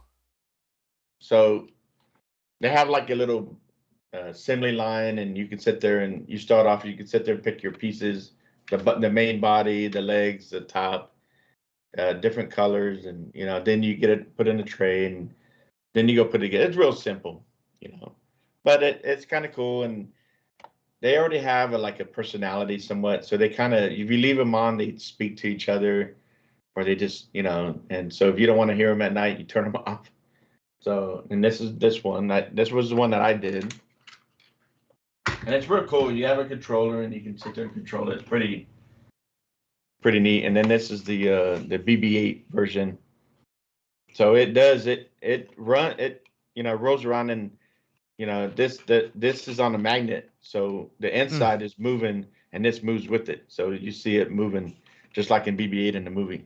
That's cool. So, and of course you have to open this up to turn it off. So the button's on the inside of this deal, but it's pretty simple, but it's real cool. And if you have them both on, they kind of interact with each other, and they're talking to each other. So, my daughter did this, and we were trying to get her to do a blue body, because both of these are like too similar looking. And then, so we also signed up for the lightsaber deal. And so before you go in there, they ask you, kind of like, what are you interested in? Because they got different types of lightsabers. Damn, it's got its own case. Yeah, so you get a case. And one of the first things they ask you want what style, like this is element, this is like, like earth, or, just like elemental, nature. The style. And then one of the first things you do, then you pick what crystal you want. So like blue was like peace and justice. And of course I chose green because that's the color I always choose in like Star Wars games. And I think that the green represent elemental. So, can you hear that? Yeah. Oh yeah. And then of course, when you move it, you can hear it. So I mean, it's solid. It's got some weight to it. And then you got different pieces that you could probably switch them out at some point. You can change the crystal. You can buy different. So it's a solid piece. It's expensive. So How expensive? 200. If you pay for the experience to be in there to build it, and then someone's there and you go through the whole experience, you pay more. If you just, I think this would probably be maybe 150, or it'd be a lot less than if you just bought it, right? You just bought the kit and take it home and build it yourself. The droids were 100 each. So, but if you wanted a whole like bundle, it was like 175. We're like, no, we don't need a case for the droids and all that. But you got this case with the lightsaber, but it was a cool experience, like I said. They even had a moment in there where like Yoda's speaking to you. You know, Force. You know, Force goes to Yoda. Did you pull a fast one on him? Or like, I'll cinch him up a little. Yeah. But no, it was cool, and you know, you got different. Some, you know, you like I chose Elemental. You can choose that style, but you can choose like power and control, and you know, and of course, people who did that, you know, they choose a red crystal. So, Dude. but you know, it was fun, and we're, you know, definitely. Me and the wife is gonna get a blue crystal. No, she did get a blue one, so we'll switch it out. The daughter, we let her do it. She chose the purple one. So, you know, we'll display them. We have a little collection area where we display. We have like Star Wars art. So, and then I'll put these somewhere on the shelf. You know, bring them down, play with them once in a while. That was cool. And every Friday is fight night. You just there you go. think about it. I like watching that. The BattleBots. Yeah. Yeah, it's funny. Brian F said George would talk to Nick's Optimus Prime. Yeah. Did you see that video, by the way, Chris? Yeah. That was Holy crap. Yeah. Hearing a bad echo. I got it. Oh, I did. Yeah, I got it. Yeah, if you guys have not seen, I know he's hanging out listening. If you have not seen Geeks with Cash's Optimus Prime video that he paid $800 for his Optimus Prime, that thing is a beast. And dude, just to watch him like chuckle like a kitty boy on Christmas playing with it was a joy to watch. So make sure you check out Nick's Optimus Prime video. Hey, what's up, Classic Gaming Fun? It's Brother Pete in the house. I was showing a buddy, one of my daughter's friends' dad, and he's a big time Transformer. And I turned it on. R2 said, "Why are you talking about Transformers?" Yeah. What the heck? And I showed him. He's like, "Oh yeah, I've heard of those." So he's like, "Those are pricey too." So how do you explain that to the wife, right? I said, well, if you take care of the wife, she will forgive you. Will she? Well, gotta take care of it, right? This is true. Yeah. Oh, cool. Thank you for showing that to us. That is. Yeah. No, it was. Yeah. It was fun. And you know, it's a once in a lifetime experience. It is, because the next time we go back there, we're probably not going to spend that much money again on that. You know. Yeah. So. Yeah. What was weird too, like this hat. I bought this hat. You know, this was Star Wars, but and the other one I bought, it was like a. You know, Disney, you know, the first Disney cartoon where he's whistling and Steamboat Willie. Yes. Steamboat Willie. Yeah. Mm-hmm. And that was the hat that I bought. But I was very disappointed that the hats, the different style, they didn't have no fitted hats. And they just, to me, a lot of cool shirts. Of course, I'm a big guy, so they didn't have a lot in my size. But yeah, I was disappointed I couldn't find enough hats. There wasn't enough variety. So. So, Shaddai wants to know, did you go to Disney Game Studios for a sequel of Split Screen? They tell him, hey, we here at Next Level Gaming want you to get this thing done. Well, sir, sorry. Can only do so much. I'm sure I got to pay more for that. Right. Yeah. So, all right. Let me get the mouse over here. All right, Peter, I'm ready. All right, here we go. Topic number 2, are game showcases necessary? Yes. So, this came into my brain as we were getting, as multiple things were going on in the gaming industry. So, everybody who knows me knows that I am sad about it by far, but the reality is that E3 is just about done.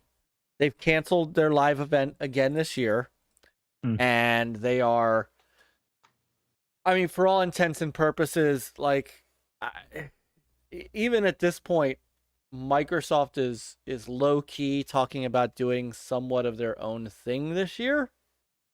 So that sort of thing. Now, plus we just heard yesterday that EA Play, EA's event, is canceled, and they will be doing smaller things throughout the rest of the year. And of course, today, and I'll bring this back up to show people who are just coming in while we're talking.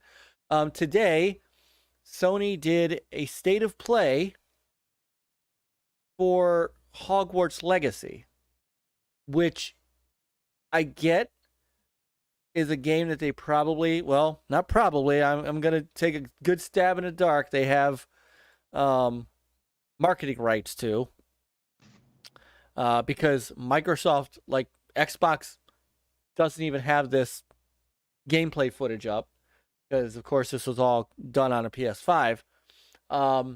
But they did an entire state of play, which was only 15 minutes for a single third-party game that's coming out, multi-platform game.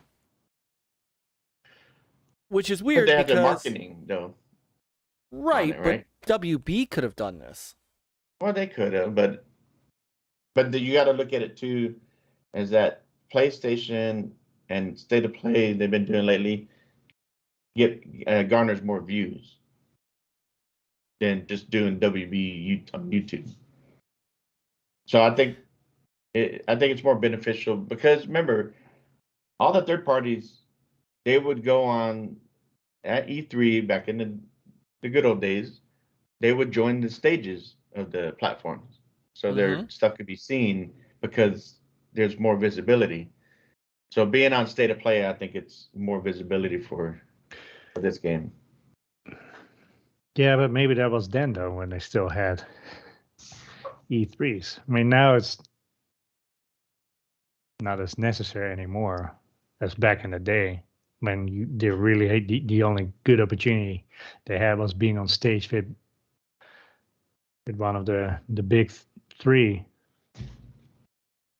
Well, and that's the thing, is that, you know, Call of Duty does their own, right? You know,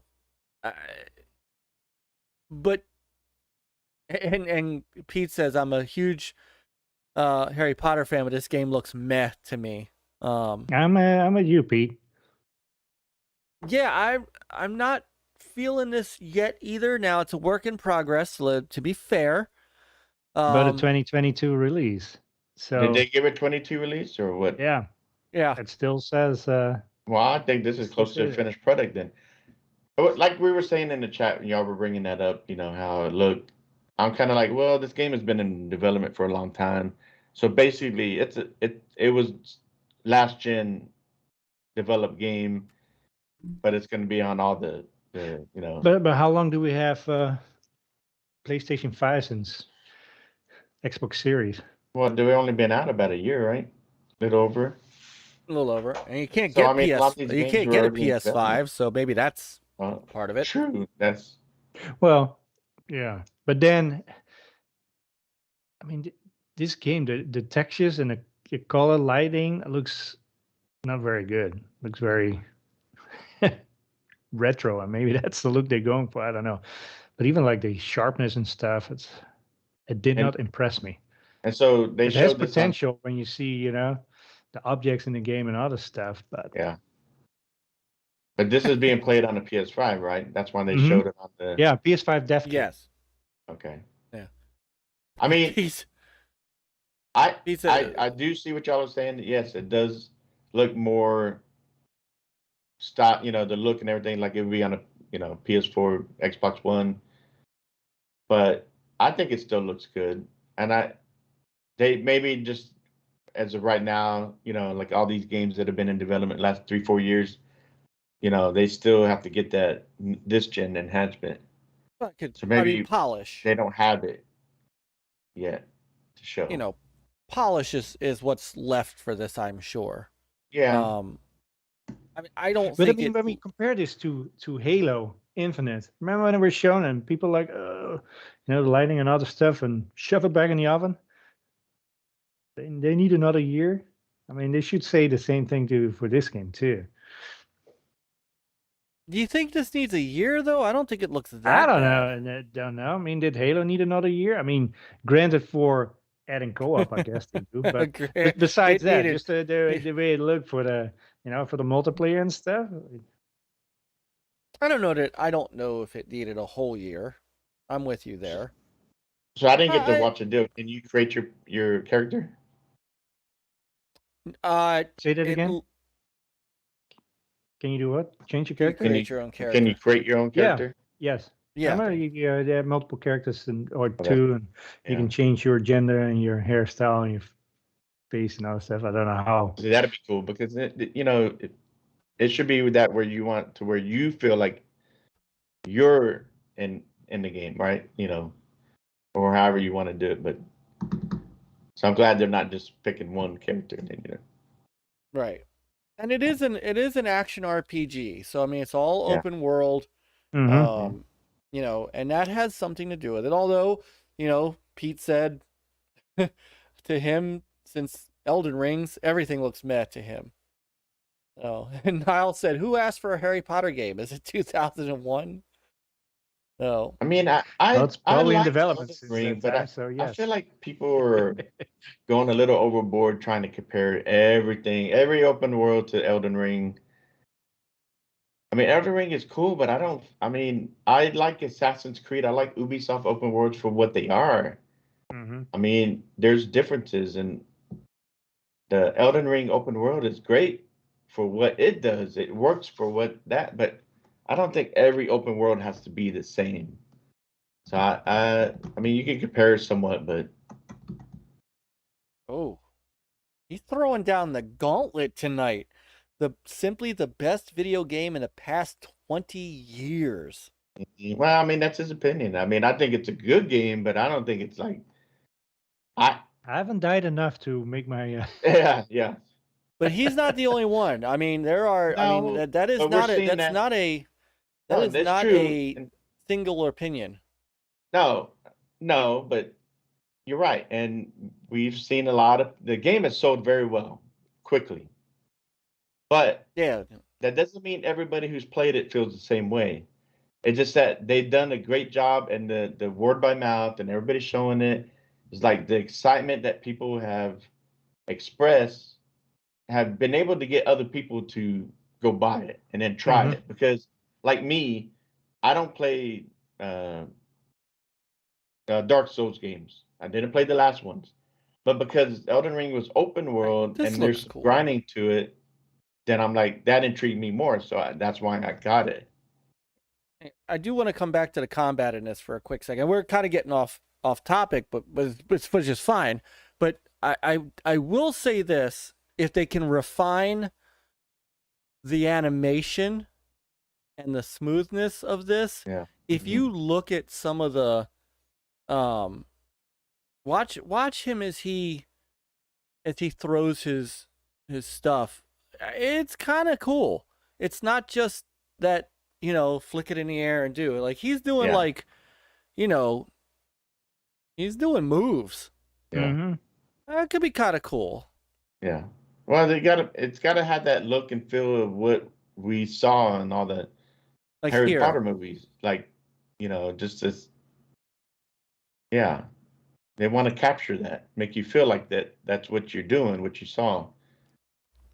Yeah, but I even think Harry Potter didn't. I mean, the game has a lot of good bones in it. You just need to execute. You need to polish it, and hopefully to have enough time to make it look.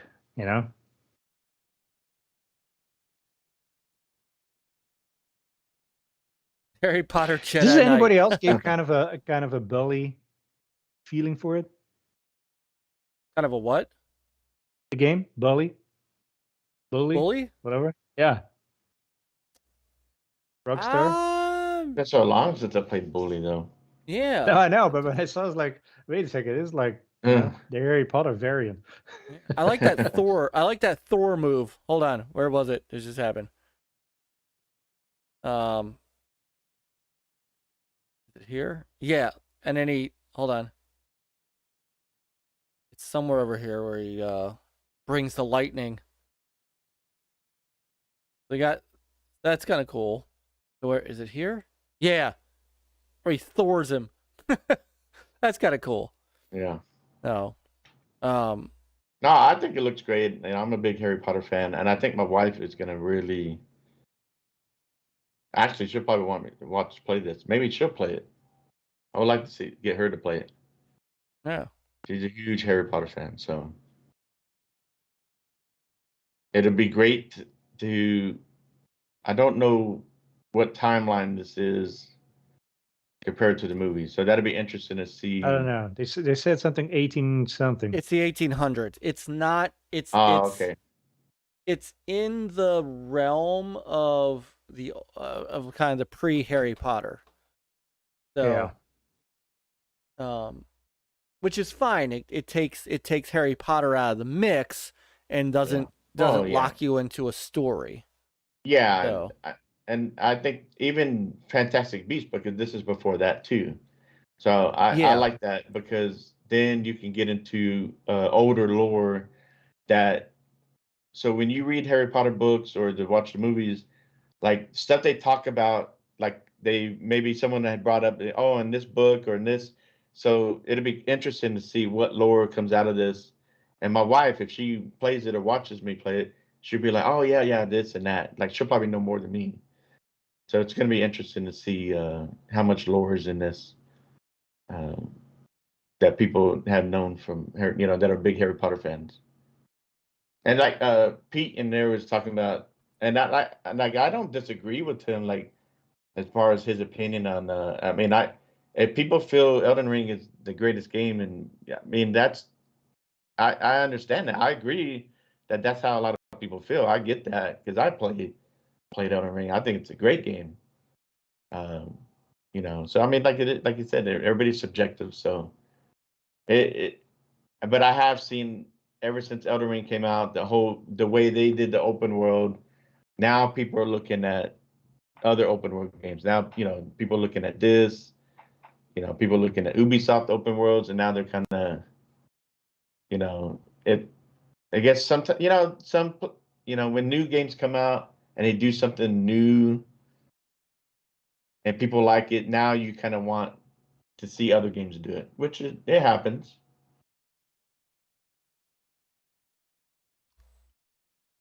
So I wonder what the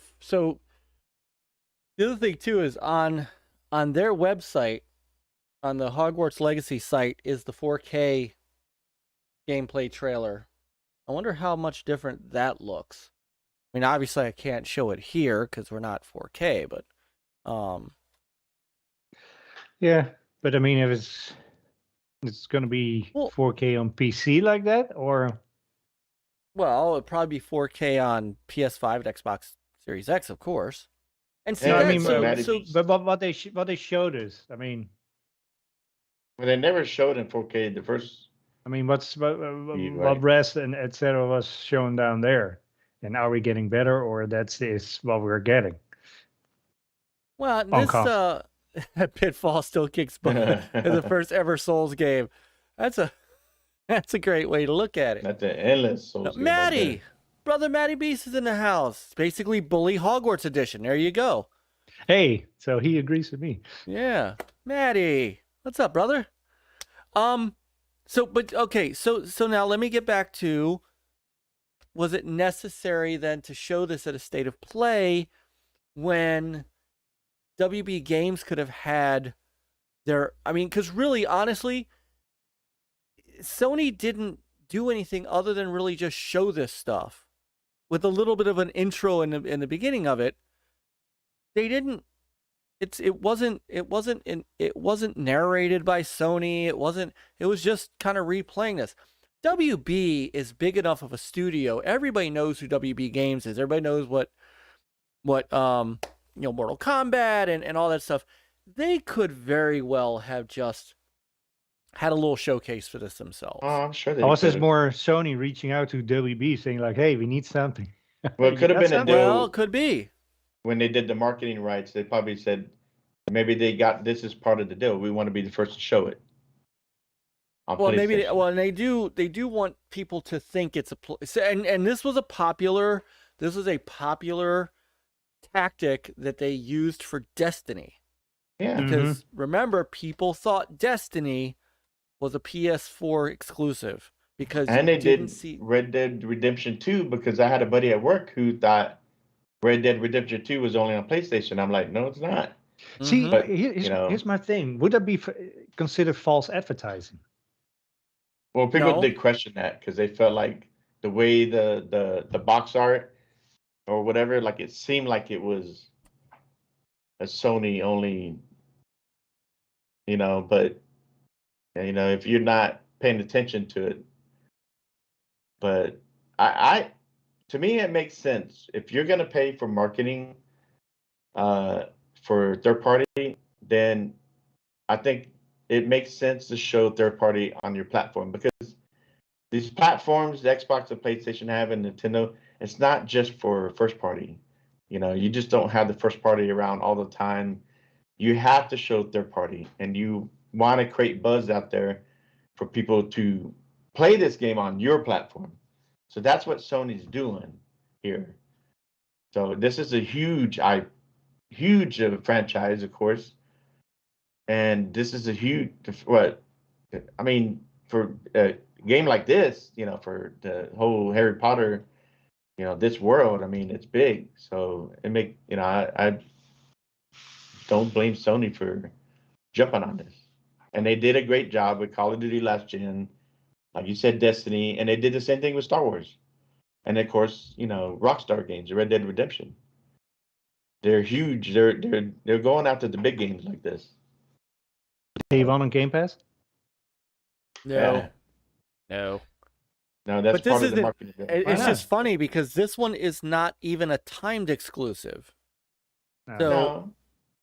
So, I the last state of play. Holiday 22. Yeah. Well, in the last state of play, also had a number of games that, come to find out, games you didn't even think were coming to Xbox are coming to Xbox. Like that JoJo's Adventure, it was coming to Xbox. Like 99% of what they showed outside of the Returnal co-op was pretty much third-party stuff. And it was pretty much,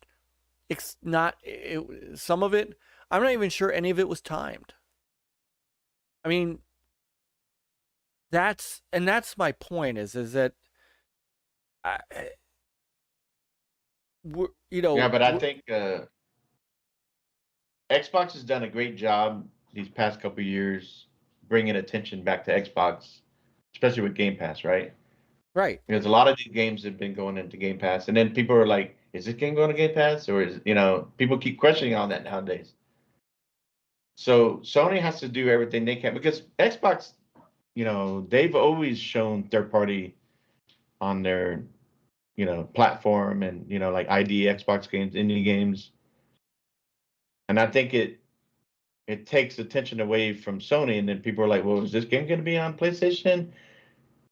And so Sony doing this and like what they did on the last State of Play, they have to get the attention back on PlayStation and said, these games, look how they look on PlayStation. You can play these. Doesn't matter if it's first party or not. It's just getting the attention back on PlayStation. Of course, it's hard to buy a PS5, but right. Well, but I can see, and I can see it for indie games, smaller so you the games. character customization. Yeah. By the way, I could see it for smaller games, right? Like ID at Xbox or something like that. Like having an entire state of play for a single game that's not yours is just weird. And I would say the same thing if Inside Xbox did it. ID at Xbox is in a unique position to where Microsoft does not have indie games in its portfolio. So to do a showcase of indie games, Sony would be wise to do that too. To do a showcase of indie games and shit, yeah. That kind of thing. I'm all for that, but and this also, by the way, goes back to some of the things that I've always argued about with these showcases is, Yeah, God of War is probably, if it's not winter, it's early next year. If I'm a betting man, God of War is gonna find a home in March of 2023. Something tells me that It's not this year. it's not Possibly this year. Because when they did state of play for Horizon Forbidden West, they did it right before it came out, right? Or was it? Well, When it did was they? originally right, but then it got pushed. Yeah, and so even when they do these kind of things, or for their first party, that doesn't necessarily mean that the game's coming out right away. You know, like you said, it could be delayed. Uh, and remember, Sony doesn't do E3 anymore, so the state of play, they're doing it all throughout the year at different times, and they've had this, of course, obviously they've had this deal in place for a while with the marketing, and they had this plan already, and WB was ready to show this. It was already planned to do it here on PlayStation State of Play, and like I was saying earlier, I know WB is huge, and a lot of people know, and of course they know who, it's the Harry Potter franchise, and they could have showed this on their YouTube channel, and they probably still would have gained a lot of views. But I'm sure being on PlayStation channel, still there's a lot of views. It brings a lot of people attention to it, just being on PlayStation channel. Yeah, and Maddie does make that point. I wonder without that. I mean, again, WB is a big company. People know who WB is. You know, Square Enix puts on their own showcases. You know, Sega put on a Sonic showcase. And when I say game showcases, I'm talking about the E3s, the big ones. You know, and I think we talked about this in our Discord chat.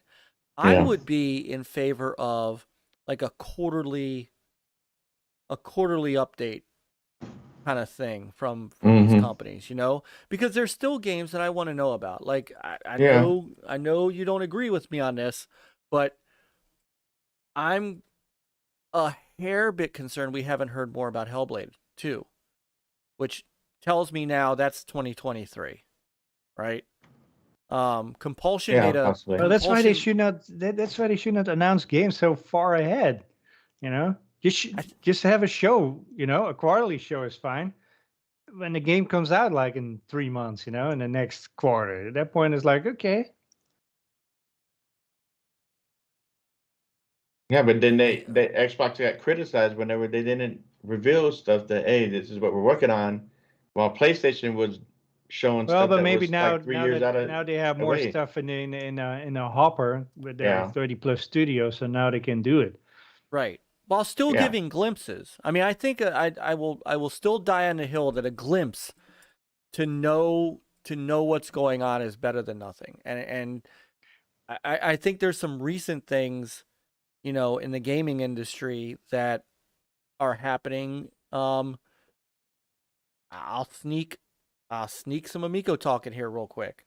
You know, they're quiet right now and nobody knows what the hell they're doing.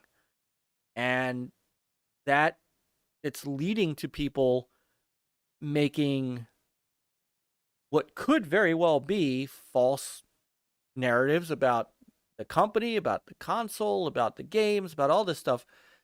And they're not saying anything. And it's not that they have to necessarily come out and be bombastic or things like that. You know, and I'm not saying that Sony has to come out and show 20 minutes of God of War gameplay, or, you know, but in the old days, we at least would get some sort of like maybe new little mini gameplay trailer, or maybe a little something here, something like. Do you guys even remember that there's a game coming from Obsidian? Yeah, Avowed. Yeah, We're working on multiple games, not just Avowed. Yeah. Well, now there's a rumor that they're working on a new Fallout New Vegas game. which would Yeah, be I sweet. wouldn't be surprised. Yeah. But it would be nice to get just a little vertical something of Avowed, of Fable, of How has Everwild. Bethesda typically done it? You know, they don't show much till it's like almost, you know, time for release. Right. Don't make a big split. Just at this point, hey, here's a little bit on Avowed and what we're working on, and But maybe it was shown too early. Maybe they should have just waited. Because that was a That's tease. you know, Like, was it 2 years when they showed Hellblade 2? right, yeah, whatever. But we did get another teaser, last year, right? Yeah, On that. I mean, I don't know. I mean, it doesn't. Look like how Starfield is doing it. They're showing art. They're showing different stuff from Starfield, and of course, sometimes some people are like, "Hey, that's cool, that's cool," and then some people, "Well, where's the gameplay?" You know, and the game's coming out this fall, hopefully. I never been bothered. It's still set for November something or other. 11/11. But I'll give you so the And Annihilator into has this- 2 games there too that were showed way. So Yeah, Skull and Bones. Yeah. Now, to be fair, too, we're coming out of a pandemic where everything is delayed. I mean, everything is delayed. And there's a potential for games like Starfield and others to get delayed because it's been hard to make a game during COVID. Yeah. But like even the Into the Starfield Episode 2 video, there wasn't even really like heavily announced. It was just like tweeted out. Still got well over 200,000 views. And that's without anybody even talking about it. So even if you get a little glimpse like that, as part of a quarterly, Inside Xbox or whatever they want to do, just like a little quarterly thing, because that's where the Xbox and PlayStation have no games kind of thing. At least with Nintendo, they kind of do this. This is what Nintendo does really well. Once a quarter or ish, they put out a Nintendo Direct, and everybody focuses on it. And there's some games that they've announced that you haven't heard much on, Metroid Prime 4, but at least it gets people. At least it keeps people interested, and a game doesn't kind of fall off the vine. But people still criticize, like you said, what was Metroid Prime 4? We didn't see no Breath of the Wild 2. That was a buddy of mine at work. He's a big Nintendo guy, and he was disappointed because he didn't see that. I mean, all these shows, that's all you ever hear. Right. Well, they didn't show this, they didn't show that. It's like, and that even when Xbox was trying to do monthly Inside Xbox, people always had a problem with it, because they were trying to show what was the latest coming up for that month, right? And but even then, people still weren't satisfied. Oh, they're taking too long on dev talk and blah blah blah. How come they're not showing this? I mean, I agree with you. It would be cool if Xbox get to the point where they could do a quarterly deal, but then they still have to rely on the studios. Are they ready to show something? Did they have time to get something ready to show? Because even then, that takes time. That still takes money to create something to show, right? I mean, if they're not ready, they're not ready. And in this day and age where, all you ever hear, oh my, they're the way they call it now, they don't call it overtime. They're crunch time. But they crunching people. Oh my God. And they need to give them time to finish. And I think that's what Xbox and them are doing. But then when we don't hear anything, people criticize it. So, I mean, look at Cyberpunk. They got criticized for crunching them. They brought it out too early. And then, lo and behold, issue we're having. And I'm not a big fan of, just because I'm not hearing anything from studios right away, or on, every so often, that I'm concerned and something's wrong. And then you get all these stupid articles that come out, like lately with the initiative. Oh, all these people are leaving, That's not and there's so we're going something. to talk about that because that's I not know, necessarily and a stupid article. I mean, well, to me, I still, even then, all studios have problems. You're not always going to have the best management. You don't always have the best talent, so there's going to be some struggle, right? Yeah, and also, But what's to what's me, what's in the the end, philosophy of that studio too?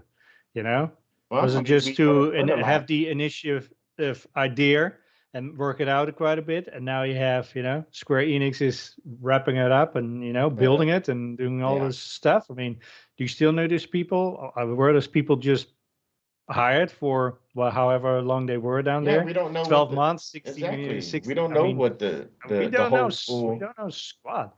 I mean, Uh, yeah, I but mean, we know they were frustrated. well, everybody's frustrated. I'm everybody, frustrated with my every job at job, times too. yeah, I'm not. but that Here, doesn't let's mean go to that the the game next. is in a bad state of play where it's, whatever it may not. Because one, like someone said, they haven't even revealed a date when the game's going to be coming out, so it's not like the game is delayed or anything like that. We don't have a date. Same thing with the Hellblade 2. We don't have a And date when these and games are then coming out, so we even can't if sit there and those say there's something wrong. even if those games never come out, see the day of light, I don't even At the care. end of the world, I don't know. It's like we it's got way not that too I'm many sitting games here right and now. don't have anything to play, and that's the only thing that I look forward to. It's I mean, what's the worst? That the Xbox in the studio wasted all this money and time, and if they bring out a bad game, then shame on them. I'm not buying it. That's it. We all vote with their wallet. yeah. Either, do a better job next time. What can you do? I'm not going to sit there and worry about and make concerns about something that I don't fully understand. I'm not there. I mean, where I work, we struggle. We have problems, but at the end of the day, we do find a way to get through. So I get that. We have a lot of people from different backgrounds, and people don't always agree, and you're gonna have, if you don't have the right management to keep things in order, on a timely schedule, and the budget, not go overboard or whatever. Like, we don't know. I mean, like Peter said, Crystal Dynamic, we just heard not too long ago that they came in to work on help with initiative, right? Right. Yeah. Well, now it seems And like they're in the lead, which is a little. So well, De yeah, Niro kind of says it best. The problem with the initiative stuff was it was portrayed as Microsoft's big studio. It was the one that everybody was coming to. Like, uh everybody who was somebody in the end, they were pulling people from Insomniac, they were pulling people from Naughty Dog, they were pulling people from all over the place to make this big Square giant Enix. from Square to make this big giant studio, and half of those people are now gone and on the way, and they have, I mean, it's the core team at the initiative. So it's not just that you have a little turnover, but Yeah, but what was the studio all about? Maybe that 34 people who have left in the last year. And Okay, and then how many people are coming that came on board with Crystal Dynamics? but What Crystal was the people that Dynamics is came that, in? but none of them, but Crystal Dynamics is coming in as a third party, as Okay. as an outside outsource. They're not coming in to be part, like Microsoft didn't acquire Square or No, I see, now understand you that, got but me they still saying it, Peter. but they Right, still but contract them to the whatever they're doing now. The right, people but they that don't came in own those earlier, maybe people. they were contracted. We need you to start this and that, and so they did that. They did their job. They got it going. But now you have people like Crystal Dynamic who they've done these games before, and they can come in and do the finished product, But right? this was their so these are the people that hold on, these are the people that left. Game director Dan Newberger.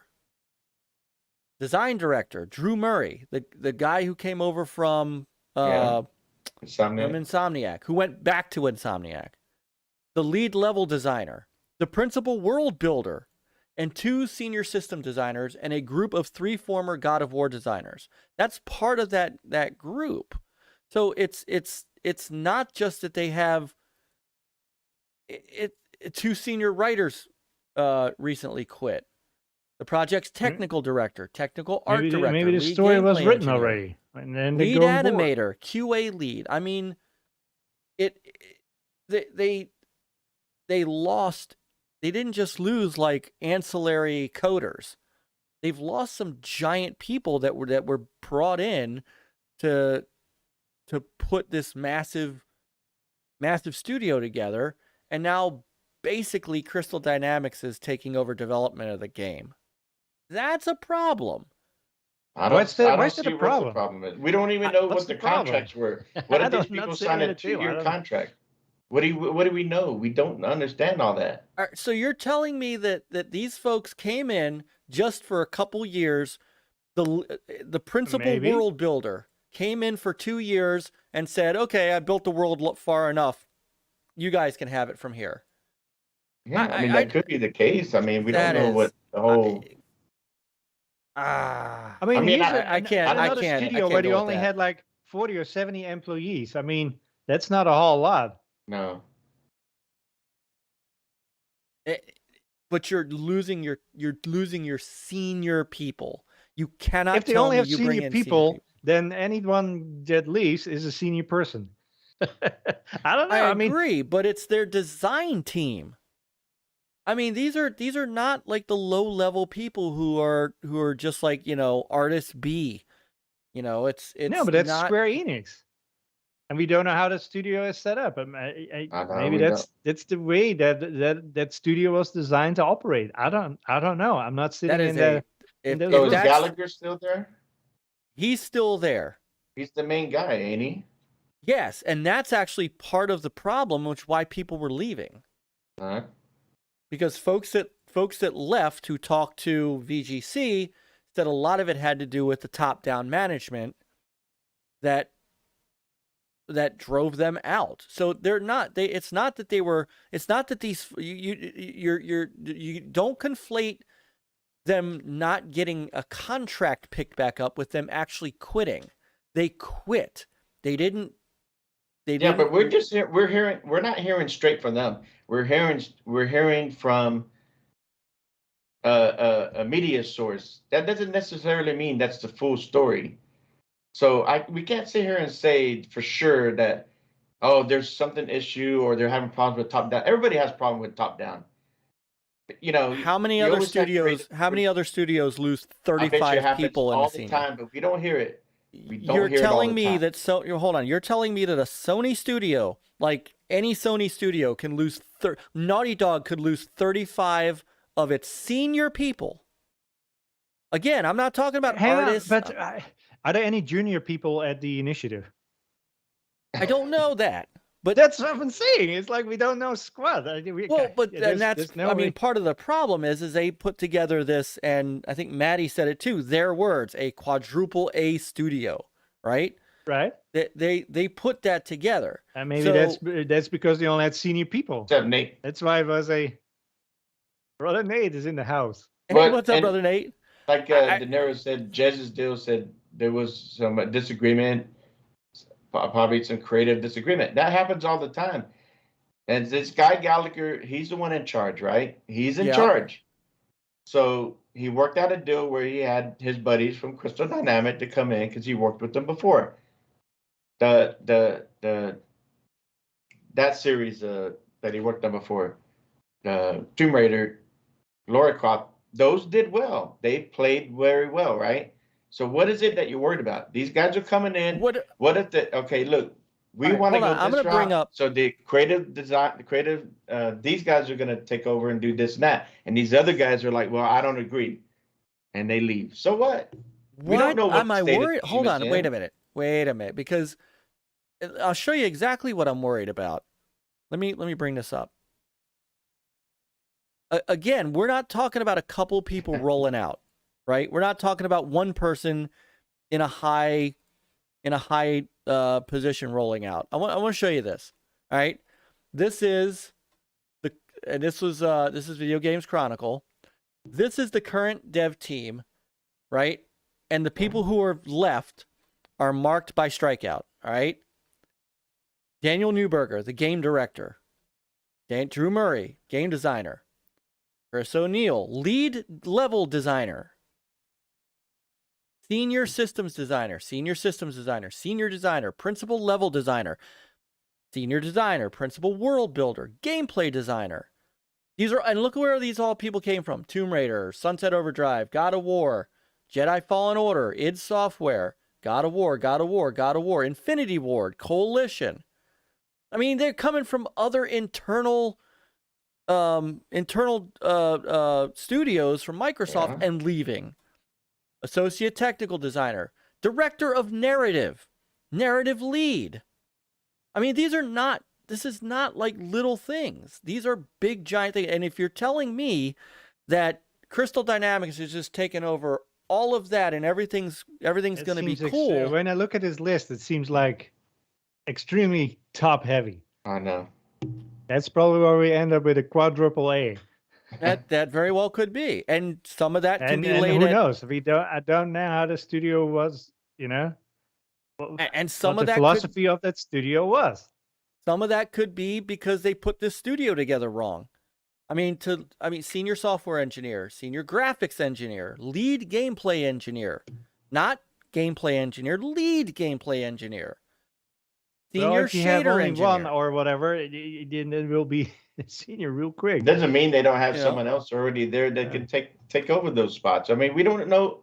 Just because they say senior or lead doesn't mean shit. They just have years experience. Doesn't mean they were the best. It doesn't mean they were the best people just because they came from Naughty Dog. If you are these other successful studios, there were other people there at those other studios. These people left those studios to come over here. They're not happy with the way the management, so they leave. So what? Right. It doesn't mean that it doesn't mean that Gallagher doesn't have people already in place to step in and take over. Or he had to get a third party to come in and hopefully. You can't tell me that. I was telling you, you cannot tell me that this does not concern you. I don't know, because I don't fully understand. I don't work there, so I don't understand the impact that this is having on it or what's going on. We don't know the state of the game, when it's being released. It hasn't been delayed. We don't know. So I can't say for sure that this is concerning and this is a problem, and we may never see the game. They didn't have junior people that wanted to work with us senior people, so the senior people all left. Studio. So then if the senior people all left and you're stuck with the junior people, then you're not going to get a game that's. Who says that they have junior people? I don't know. It's a super small studio. Compared with the rest. Well, I mean, this is everybody that was at the studio. And then they did hire. That's not a whole lot. Do you think that's a lot? Well, it is for one studio at Microsoft. Well, if the it's not as big now. They're under 50 people now.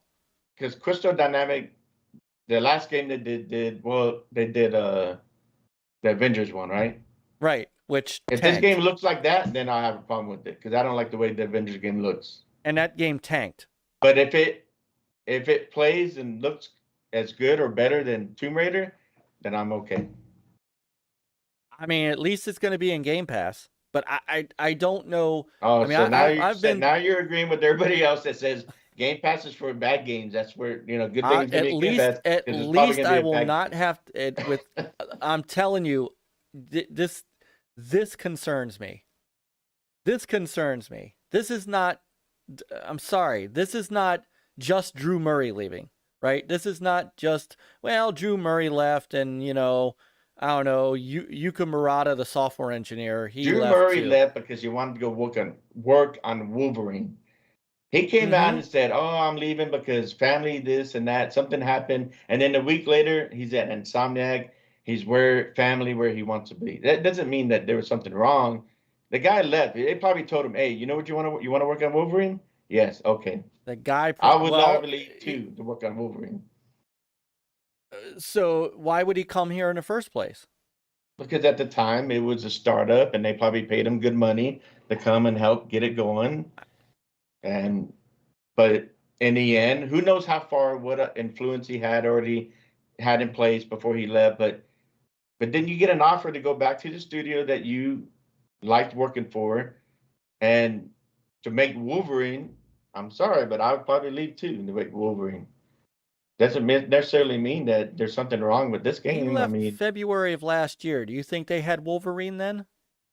I'll bet you they already had it on the shelf, already in place. That's what he's working on now.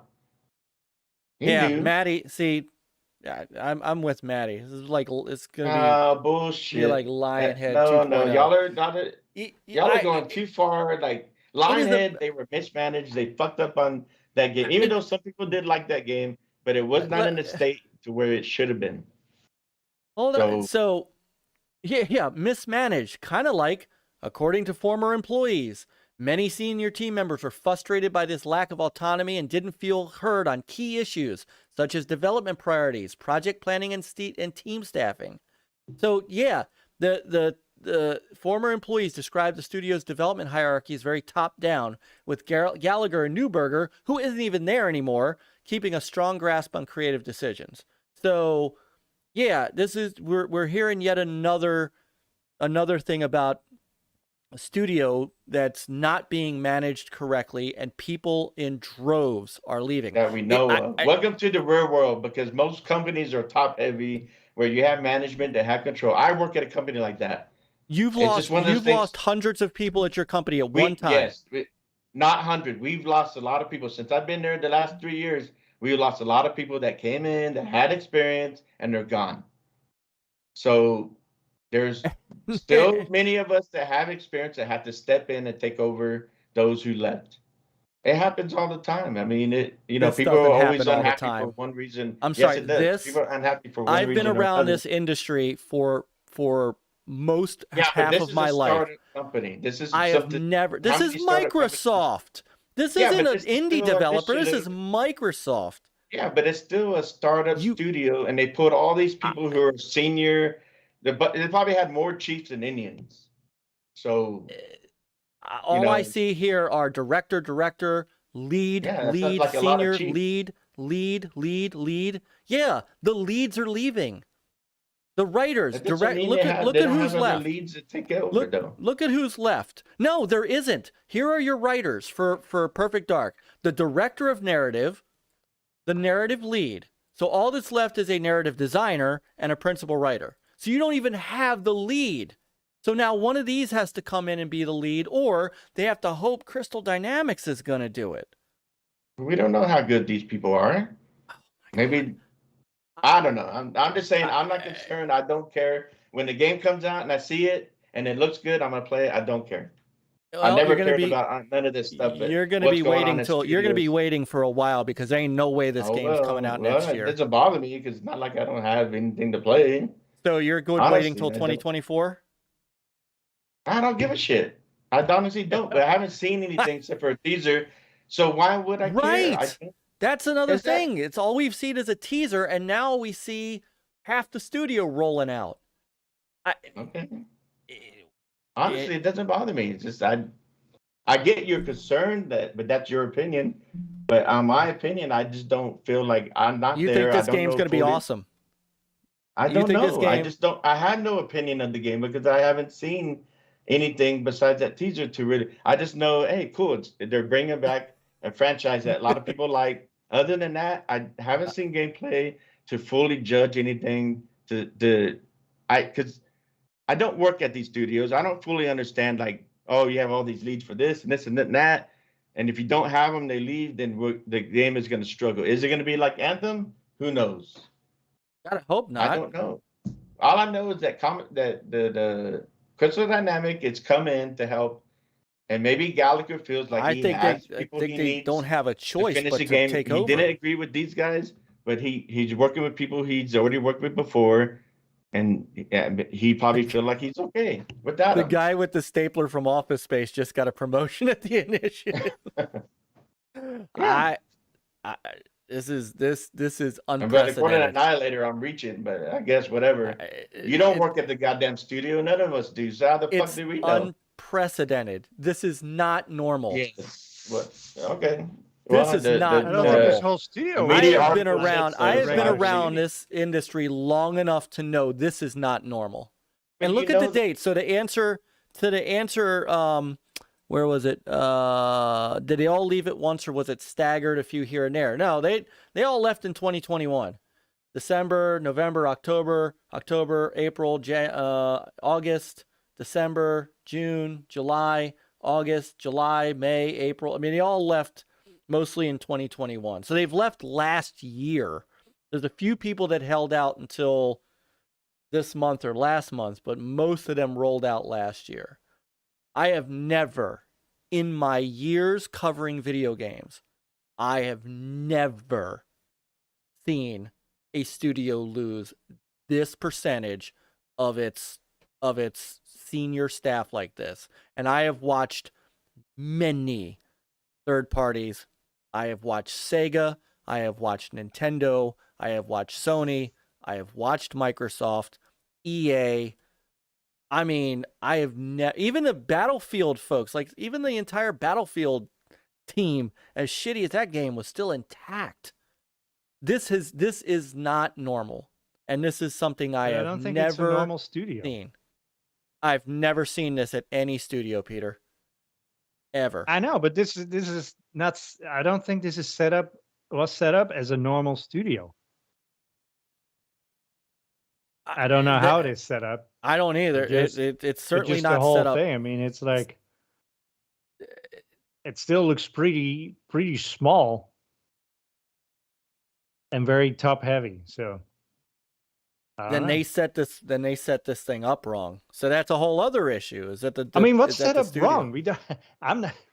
How do we know what's going All we're on doing down is there? speculating All on you shit know that is we that don't know. it's exactly. I'm not It's like- speculating. I'm looking at the raw.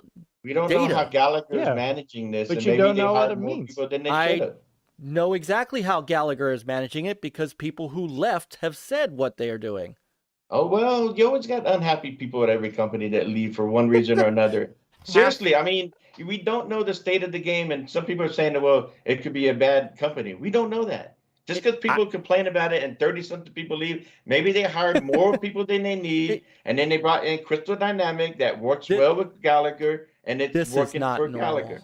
He This doesn't need all it. You got a lot of people from different studios, and they've Oh, all come from different This management, and if they don't like the style, then they're not going to be happy. It is what it is. You don't lose 50% of your studio. You don't. You don't. You What don't is it? lose But 50%. you lost these people, and how many people came from Crystal Dynamic to fill in those spots? That he Then why needs? not We don't just know give that. the game to Crystal Dynamics in the first place? Well, that's why they brought him on board. Then we don't know what all Maybe they're doing and what the whole. Maybe they have it handled, and they didn't need these guys, and they told these guys, "Well, if you're not happy, fuck off."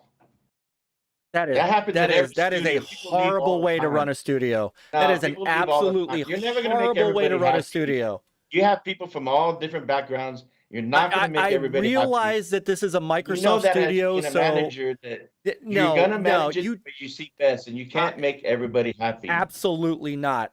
This is not normal. You do not lose 50% No, it's of not your normal, studio. but we still don't know what's going on. I mean, this is a lot of people, a lot of talented people allegedly. Because we don't really know. Just because they work from other studios just because they work from other studios that's successful doesn't mean these guys were the key figures at those other studios. I mean, I've worked with many mechanics or engineers that, they have all this experience, and they come in and you actually get to see what they're really about. They ain't worth the shit. Trust me. Then Drew just 'cause they're Gallagher, senior and lead doesn't mean they're good. okay, so then Drew Gallagher is a horrible studio head because he hired garbage people. You can't have this both ways. Either Drew Gallagher is an absolutely garbage studio head because he brings in all these people that aren't any good, or they're good and they don't like him and they all got up and rolled out. I mean, it's one or the other. Did you enjoy the Tomb Raider games that he played? He did those. Did you not enjoy those or not? So he has proven himself on those games, right? So did half of Crystal Dynamics roll out on him during those games? Well, no, because he probably worked with those guys for years. He already had. Who knows? But this is a brand new studio. And a lot of people were brought in to help get it going. Doesn't mean it's going to work.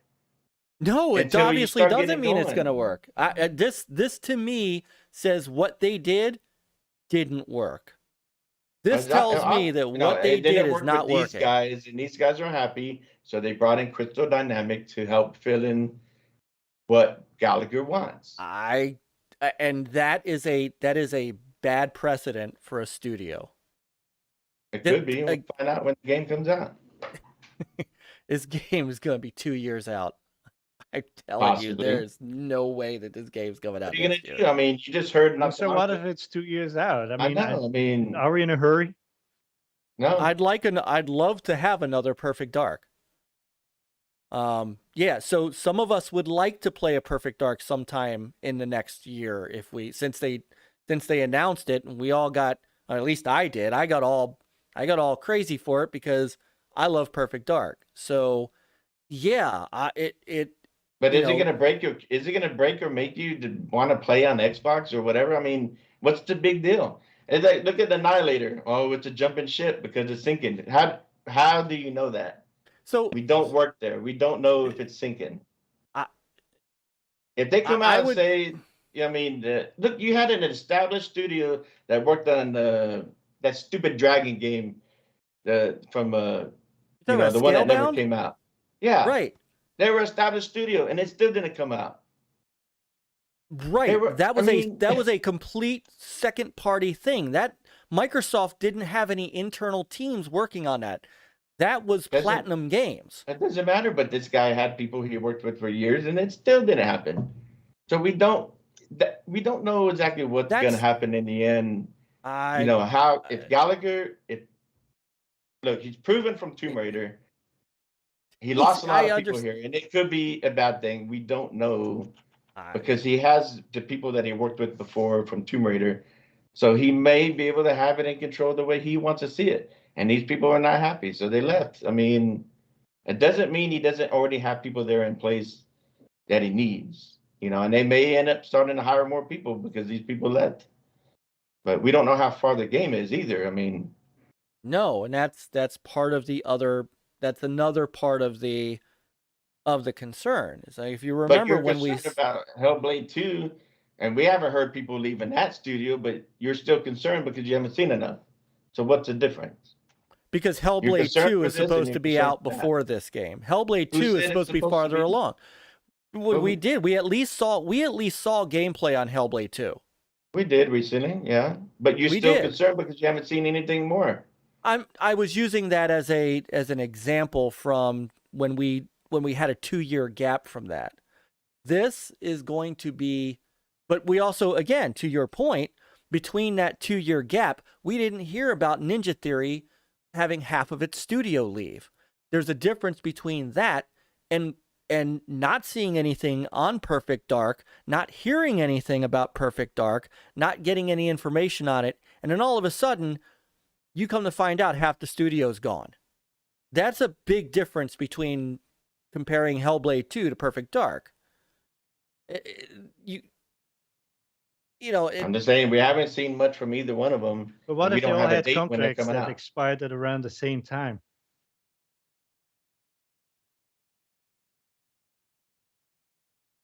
Why would they have contracts, though? And why would they quit? Why not?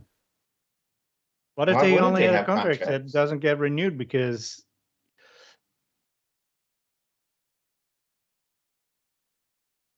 I mean, a lot of these studios like Coalition and 343, they have a lot of people, right? But they still farm out. 343 is shedding people too, by the way, which is why we talked about 343 while you were out. They're having their own problems. Sure. But they're having their own problems, and their multiplayer lead left. Yeah, but a lot of people already leave whenever they finish a game. That's common, ain't it? The multiplayer is not done on Halo Infinite, and the multiplayer lead left. I mean, this was also not a small thing. I mean, we talked. I mean, they're working on 2 more seasons of the I know they had a delay on roadmap that was delayed, and I mean, 343 is another one that's having their own internal. Yeah, but again, there's a lot of other factors. One, you brought up earlier. these people have been developing these games the last 3-4 years. They had to go through a pandemic. They had to deal with closure, go work from home, people getting sick at home, maybe a death in the family. So it had a setback for at least 2 years, right? So then when Halo comes out and they say, well, we're not done, they probably had some mismanagement and they had to bring what's the name back. Okay, it happens. Right. And so co-op campaign is not ready, and a lot of stuff is not ready for multiplayer. Okay, so what? Issues happen. We went through a pandemic, but yet nobody wants to give these people benefit of doubt. They just got to get their shit together and get it going. Look, Sea of Thieves. How long do you give them to get their shit together? Yeah, but Sea of Thieves, Halo Infinite is a long-term service deal. Destiny went through it. They came out. They're like, oh, but this is bare bones. It's not really a story. Well, they came back. They brought Destiny 2. They put more stuff into it. They bring seasons once a year. Sea of Thieves, when they came out, oh, it's not enough content. We don't know what's going on, blah, blah, blah. And look at it now. It has all this content, even though some people are unhappy with certain things, the way the influence and all that. But they've been pretty successful on the content they've done the last few years. So Halo Infinite just came out last year. But yet we're going to sit there and bash them. And, oh, my God, they lost people and this and that. Oh, we cannot give them a time to get things together and get it going. I mean, we just got to sit there and bash these people and, act like we worked there and say, well, they lost all these people and this and that. So it's doom and gloom. I mean, what can you do? I mean, all you can do is just wait. We play other games. We wait till they come out with DLC and improvements, and that's all we can do. I mean, look at No Man's Sky. It came out, the way they showed it at the E3, it looked great. But then when it came out, it's like, what the hell is this? Right. And then they come back, and now they're the game of the comeback game of the comeback studio of the year, when they fixed everything. I don't know that I would compare Hello Games with 343 Industries. I mean, we're talking about Halo here. But we're talking about their flagship. Came out successful. People had a lot of fun. But yes, it did not come out as successful as it could. And then don't forget, co-op was 3 months away. Remember, we had that whole thing, that whole argument about 3 months. About 3 months for co-op. Yeah. And then Joseph Staten said, well, we don't really even have our roadmap ready yet. And then they have the roadmap ready. They still can't even give us a solid date on co-op. They said, well, I wouldn't either if you don't think it's ready. And remember, this is the first time having an open world Halo game like this. And plus, you're on multiple platforms. We talked about this before. It's difficult, and you got to get it done right. And if it's not done right, then it's better to not release it broken than to let it delayed. And you have a lot of people out there. So Cyberpunk, they should have delayed it because the issues and blah blah blah and the crunch. So if we don't give them, like you said before, they should have delayed Halo Infinite until they had all this ready, right? Right. So, but. Okay, well, it's out. That's it. It's done. Let them try to get it done, and they can delay the co-op and the other thing until it's ready and done right. So why can't we give them that? Because Big Team Battle was broken. There were other things about this, and Maddie is correct. Of course, Halo was delayed. Big Team Battle was broken, and it caused people to stop playing it. Okay, but we still played it at some point, and we enjoyed it. When we could get in. Shit. When we could get in, no, I see that you can't. You're talking about your flagship title. That doesn't mean it's not going to have problems. It's all these games that are from Call of Duty to Battlefield. They're big franchises that have been out for a long time and been successful. They're gonna struggle. The bigger these games are, the more people jumping on them online. The way the infrastructure is now, and you have multiple platforms. You want cross-platform, cross-gen. It's difficult. Yeah, and Battlefield is suffering for it, by the way. Yeah. Battlefield 2042 is dead. And even EA admitted it. EA has outright admitted it. The game is dead. And they don't know what's going to happen to that studio. Well, they had what's his name from Respawn to take over DICE. Yeah. So and hopefully if anything, if anybody you would have confidence in him on what he's done in the past that you could probably get that Yeah, thing you back would into you would state. certainly hope. Yeah, you know, But so we'll see. I mean, you know, look, I'm not mad at you. I know I'm kind of oh, seem like I'm yelling here. yeah, We we're have a having difference of opinion on this stuff, and yeah. there's a lot of, you know, this and that. I mean, are we right or wrong? Who knows? I mean, you know. Oh, I knew this topic would Oh yeah. would spark you. And honestly, last week when y'all had what's his name, I didn't get to Yes. really listen to everything because you know. Well, just because you busy were, with the you know, family. you're a little Yeah. busy with Mickey Mouse. Plus, I fell asleep for it. Well, you know, being around Disney all day will do that to you. But I'm not saying that I'm giving these studios a pass and like giving them, you know, they're not doing anything wrong. Obviously, there's been some mismanagement and there's issues that have arisen during development. Every studio has issues. Nothing goes as planned. And this studio being a up and coming, you know, startup, and they brought in all these people. We don't know the full story on. Maybe they, like Diego said earlier, maybe all these people are chiefs, and you have too many top heavy, and everybody has their way, and they're dead set on their way. And if you can't agree, then you know people are going to leave. I mean, they brought in a lot of people for this, and you know, and maybe that's the problem. It's like, well, Gallagher's not budging. It's going to be his way, and that's why you have a mass exodus. But I still feel like he has people from Crystal Dynamic that he's worked with before on Tomb Raider, and that was successful. So I just feel like we got to wait and see what he's doing on this. And once they show it, and if it shows well, then good. And if it doesn't, shame on them, because like someone brought up Crackdown 3. And there was a lot of issues with that, right? There's a lot of setbacks, and they kind of overplayed, and they thought they could do more with the multiplayer with full destruction.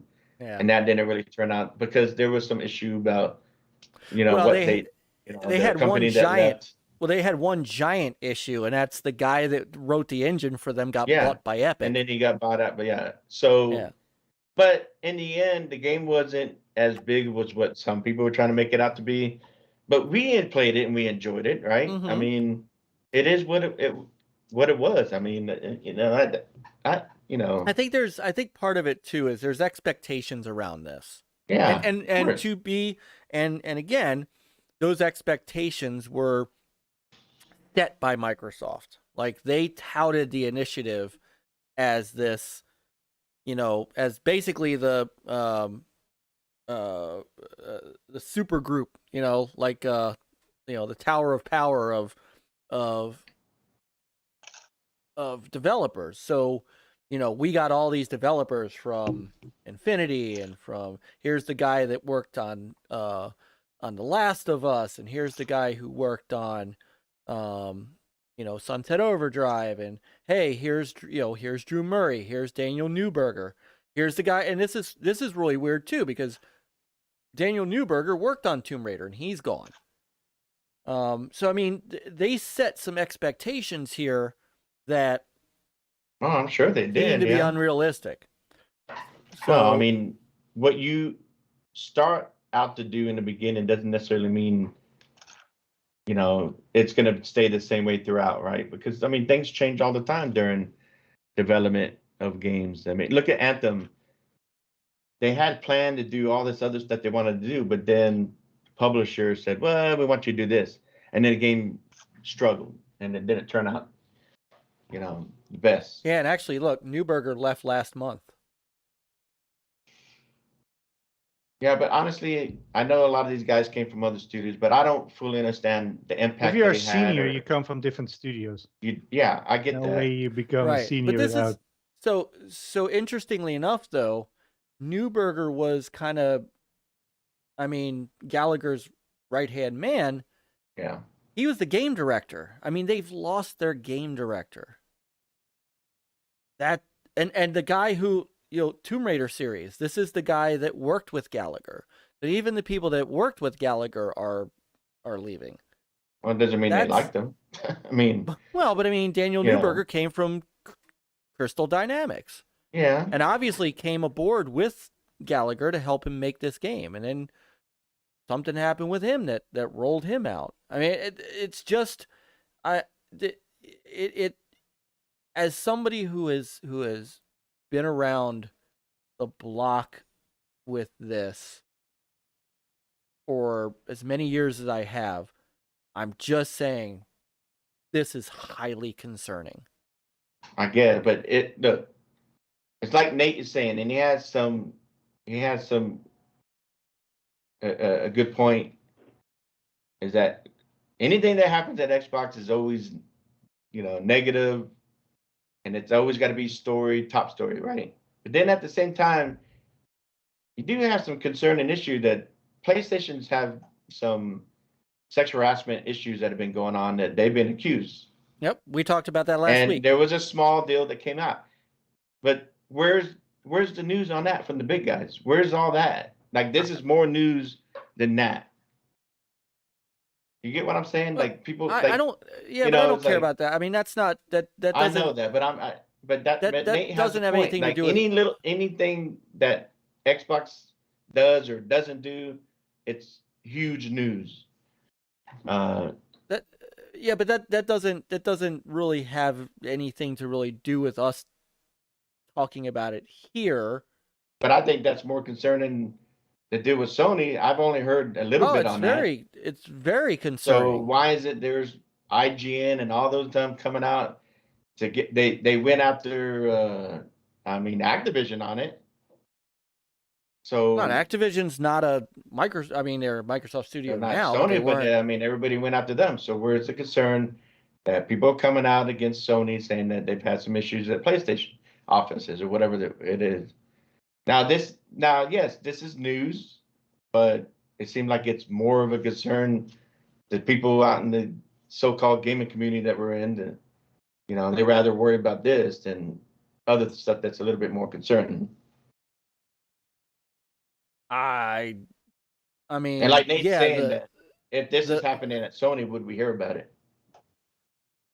We have heard about this stuff before. We've heard about Sony shuttering studios. The Japan studio and who was the Drive Club studio?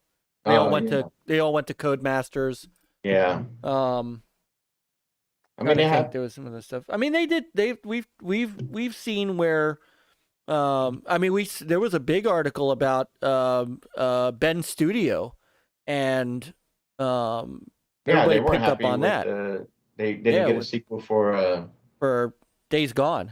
Yeah. No, I mean, this stuff does happen. Now, as far as the stuff going on at Sony, I know I just haven't seen it as big of a news as this. It's starting to get picked up in game industry biz and some other places, and I think it's going to start picking up steam as people start coming out and talking more about it. Part of the problem is that there's not a ton of detail on it yet, and Sony hasn't addressed it like Activision did just yet. But they're also a Japanese company too. Saying that it's not a Yeah, they're however, that doesn't excuse it. It is if what they are being accused of, I mean, it sounds a lot like Activision, and there's zero place in the world for that. I'm still waiting to see. I mean, we talked about it last week because it kind of hit the news. At Games Radar hit it. Yeah. Some of those I don't see on my timeline because I don't follow it unless someone shares it. But like Polygon, I don't even pay attention to them. Actually, IGN did pick it up. They picked it up. Today, this morning. Yobi, what's up, Yobi? Yeah, here. Not that I like to give IGN any credit for anything, but. They've picked up on this. So, and it's coming from.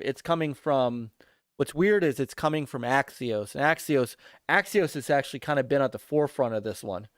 Yeah.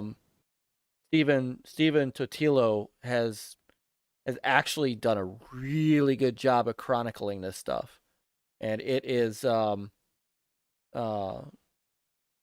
yeah, it's not great at all. No. Like here, one woman said a senior manager attempting to grope her. Yeah, I mean, scores of allegations. So yeah, Axios has been on this, and now IGN is picking it up. So, and I think as we get through the next few weeks, a hearing on Sony's request to dismiss the case is set for mid-April. So, I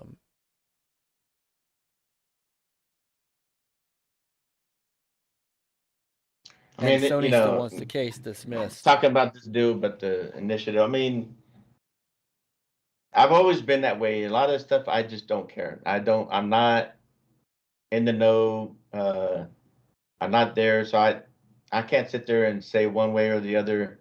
What's more important to me is that we got Tunic out. We have, Shredders. There's, y'all have been playing, Gran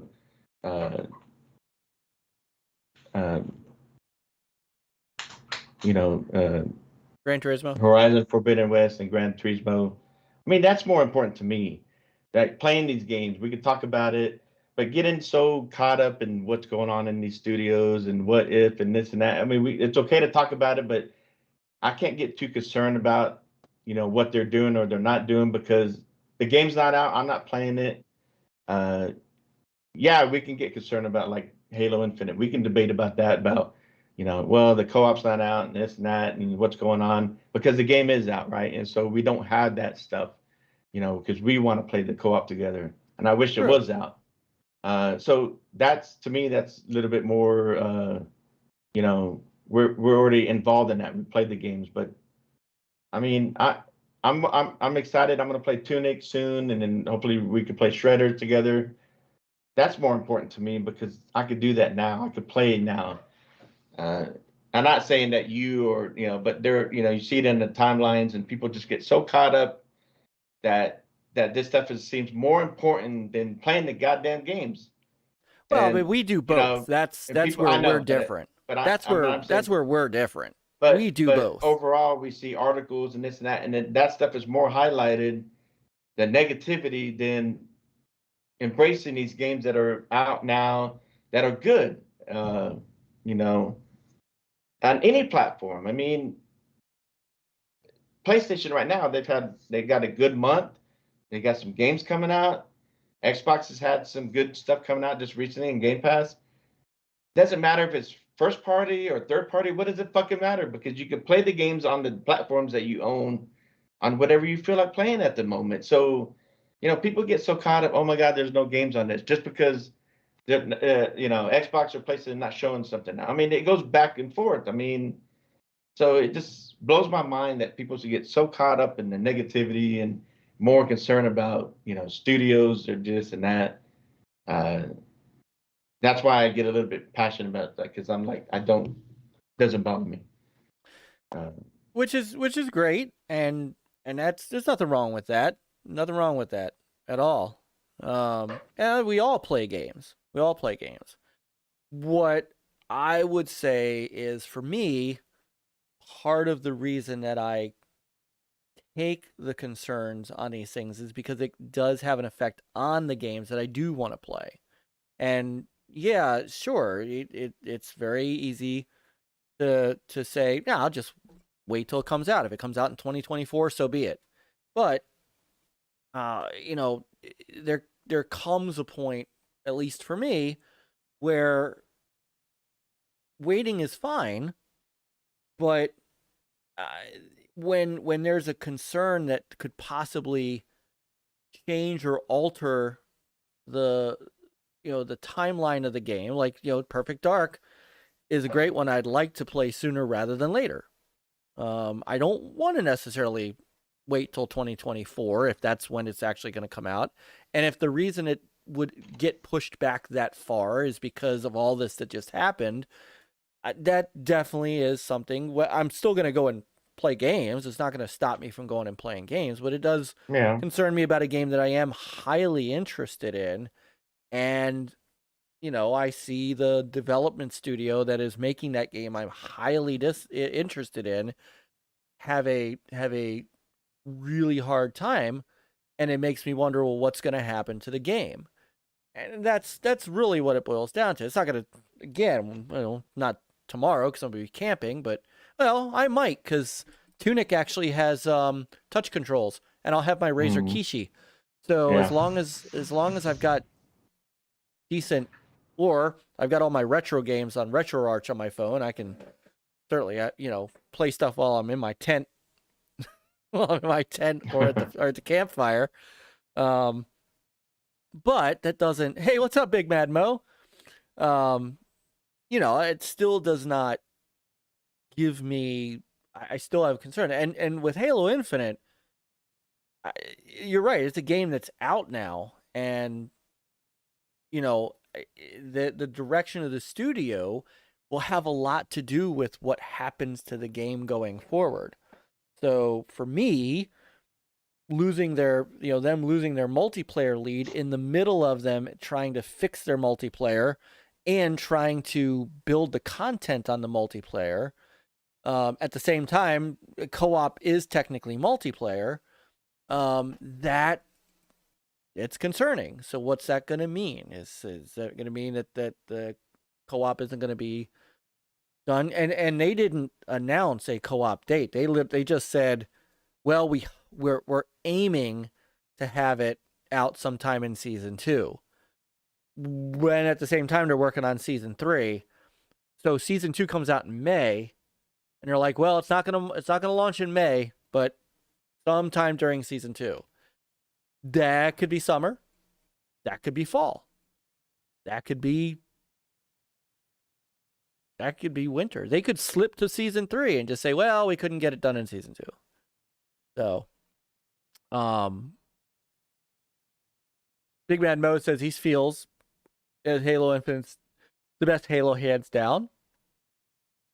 And that's, you know, I do feel like it is as close to Halo 2 and 3 as I've seen, and that's a good thing. Mm-hmm. But you know, I look at it in a different way, but it doesn't stop me from playing games. No, I know it doesn't, and I respect your opinion. Like, what's the name in there said that not that just because I disagree with you doesn't mean that your opinion's any less No, that's why we're important or here. whatever than mine is. You know, because you No, do. that's why we're here. Again, you do have that past knowledge and understanding of a lot of these developers. You met a lot of them in person and studios, and yeah, I mean, you know, like you said, this many people leaving at one time. I get that, you know. So I mean, we both have different opinions about it. You know, we'll see. That we will. So if anything, that's the true statement. We will see. Mm-hmm. No, and Peter has gone back to playing whatever he's playing. He's like, y'all can talk about this. I'm playing. Yeah, I mean, you can talk till the cows come home. Yeah. I mean, It makes for good radio. No. yeah, but how long can you yap about it? It's like it's not gonna, yeah. We never come to a conclusion, or we will not agree. I think we did. We all said we're gonna see. We'll have to see. Well, yeah, we'll see. So, and you said once before, Peter, they should just buy Crystal Dynamics to be done with it. they should. Well, It it could be was, leading to that, you know. Yeah, I don't know if Square Enix is gonna Hey, let go and of maybe Crystal. that's the thing, and they didn't want to have any part with it because maybe who knows? Yeah.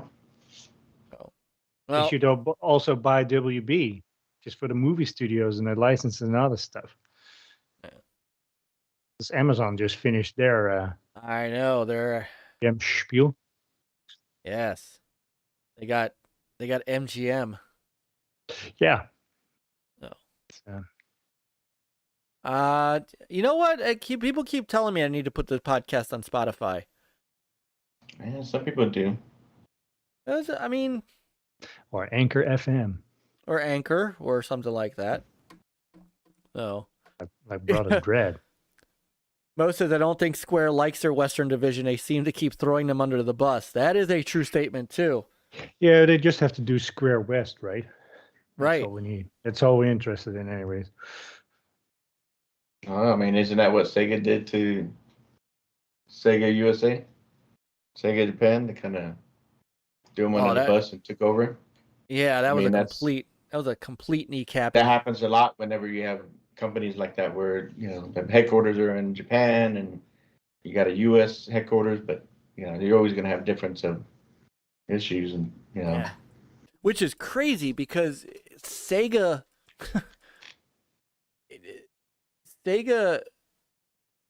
started out as really started out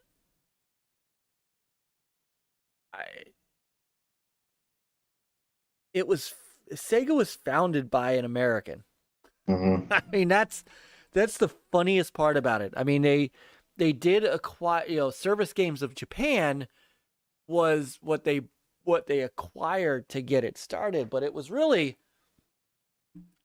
founded by, actually it was two Americans.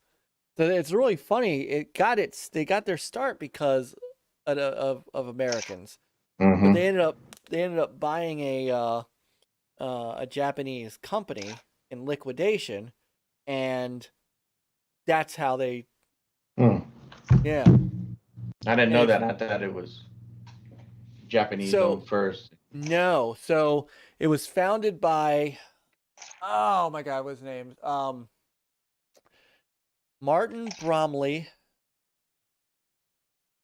and Richard Stewart were the two guys that founded it.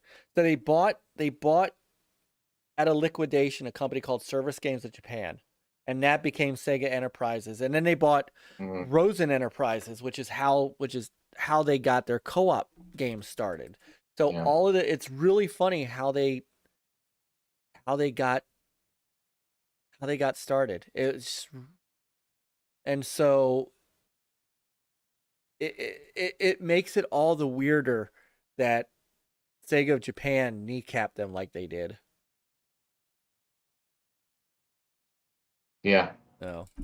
When at the time when they brought that one guy on board to figure out a way to compete with Nintendo, because how Nintendo just had the market. I mean, they were dominant, especially the US market, right? And when they brought what's his name on board, he fought Sega back to where they were right there. You know, they competed with it. Yeah. And then they kneecapped him. Yeah.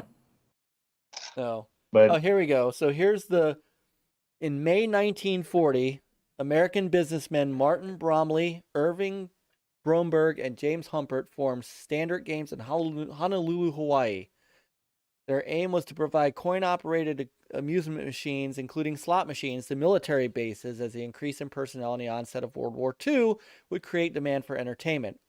After the war, the founders sold Standard Games. In 1945 and 1946, established Service Games, named for the military focus. After the U.S. government outlawed slot machines in its territories in 1952, Bromley sent employees Richard Stewart and Ray Lemaire to Tokyo to establish Service Games of Japan to provide coin-operated slot machines to U.S. bases in Japan. A year later, all 5 men established Service Games Panama to control the entities of Service Games worldwide. The company expanded over the next 7 years to include distribution in South Korea, Philippines, and South Vietnam. The name Sega, an abbreviation of Service Games, was first used in 1954 on a slot machine, the Diamond Star. So, yeah, so after all that, basically they got into David Rosen, who had Rosen Enterprises did coin op importing, ended up buying Sega from that guy, from from Martin Bromley, and then got in bed with a Japanese guy. They formed Sega of Japan, Sega of America, and then all of a sudden Sega of Japan just decided, yeah, we're gonna take over. And that's, yeah, it is nuts. So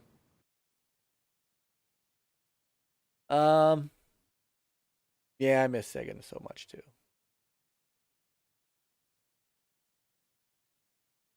All right. So I think we covered everything. I think so. Think so too. Oh. And we still did Peter's 3 hours. ready to be done. He's ready to go on vacation. He's ready to go on vacation. That too. Yeah, he's on vacation. So I need to work one more day. Yeah. Yeah. So, let's see. Oh. Yep, sounds like Sega really took a gamble in the industry. Yes, they did. Come on, Sega, give us a Dreamcast Mini, says Brian F. I don't know. I don't know if a Dreamcast Mini. I mean, I guess they could. There's a lot of games that could be on it. I'm wondering how much space they would need to put Dreamcast games. Had they done the other minis? They did, right? They did a Genesis Mini. Genesis, yeah. Yep. Yeah, they did.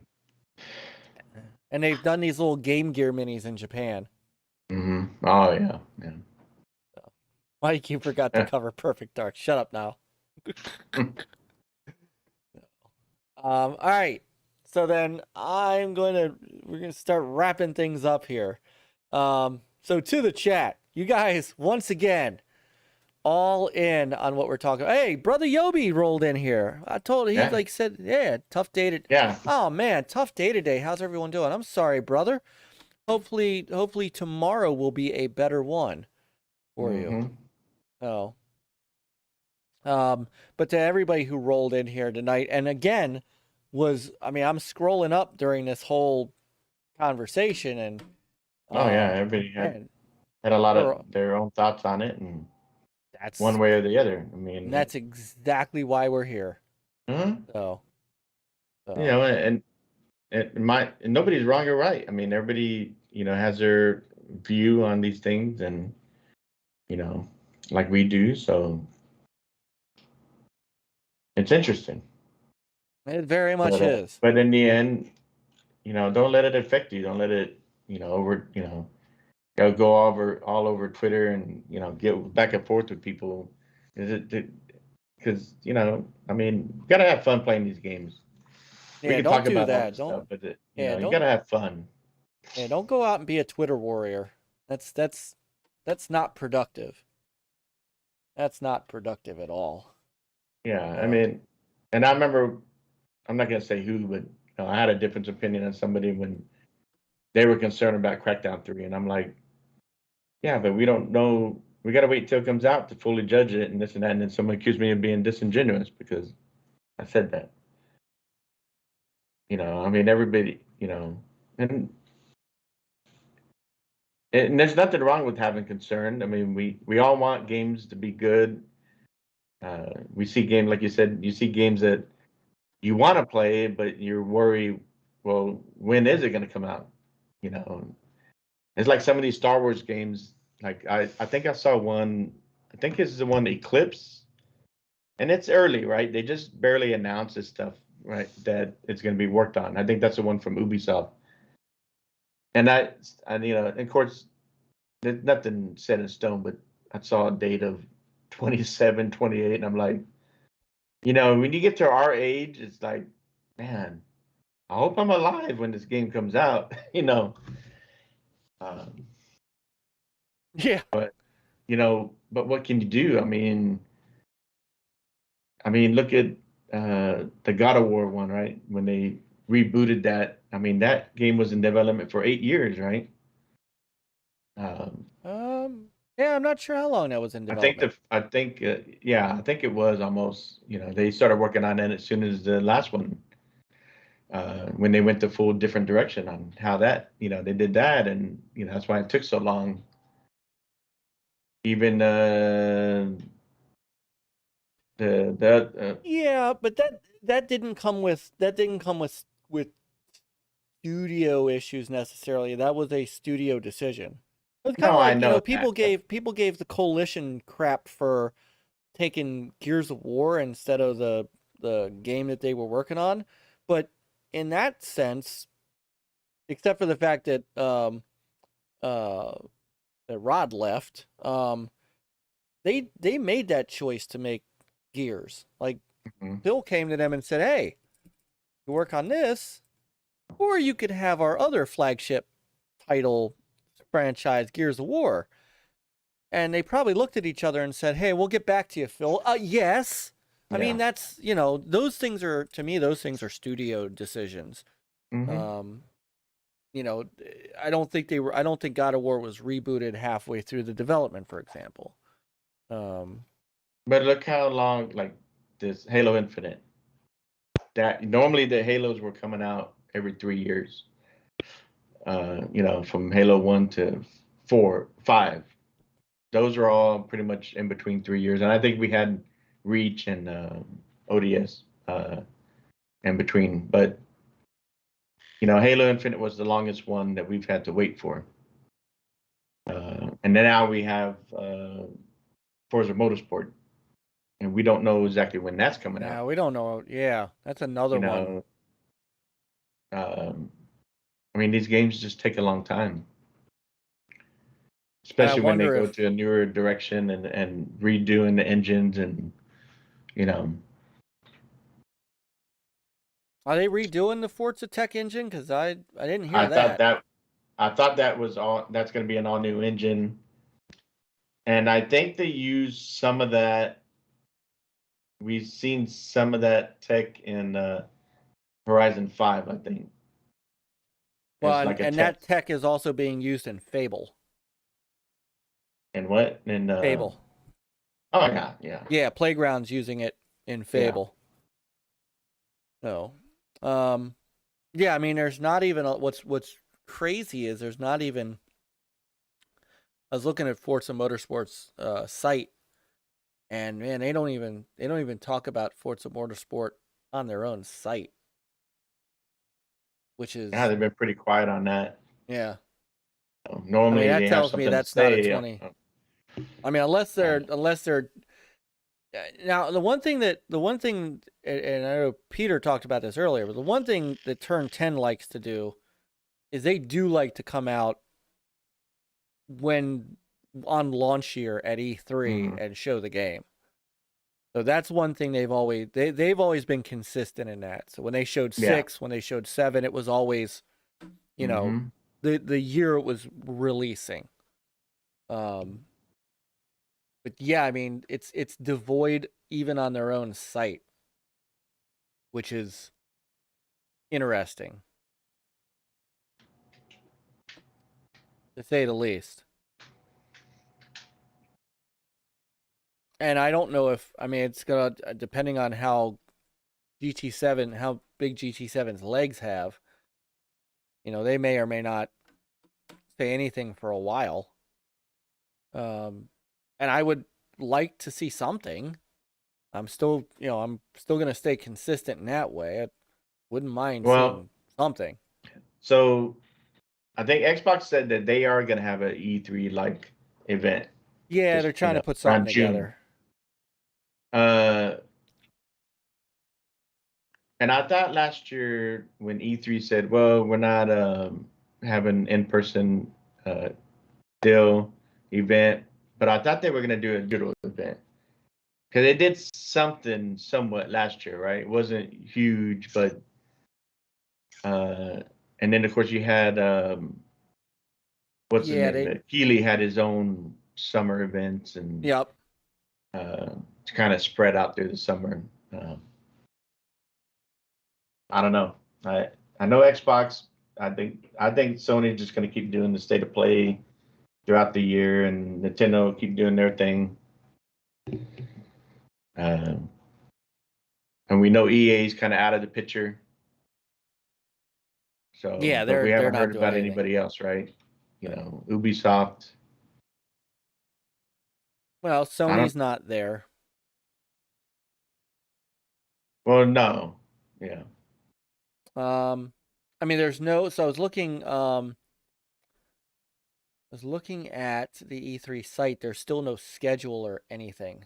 So, and we're in March, and it's typically in June. Yeah, I mean, I think Xbox will have something in June, so Yeah. that could be why like they've been kind of quiet. And I think we'll get more from them after E3 as we get closer to Starfield, and I bet you Bethesda probably do some kind of deal on that right before it comes out. Oh yeah, we're gonna definitely see. But we don't. I don't know what else is scheduled to come out this year along with Starfield, right? I forgot there was something else. Oh, Redfall. And that was slated for the summer or the early fall, right? October, I think. Yeah. So we're getting 2 decent big games kind of back to back. So I'm looking forward to that too. Yeah, I mean they're gonna have a good fall. But I mean, we could get a surprise.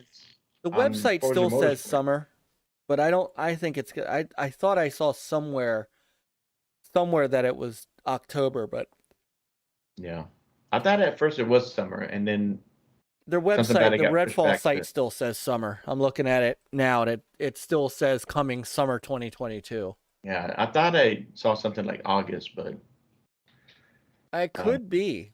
Because I think if it came out in October, I mean that's kind of close to Starfield.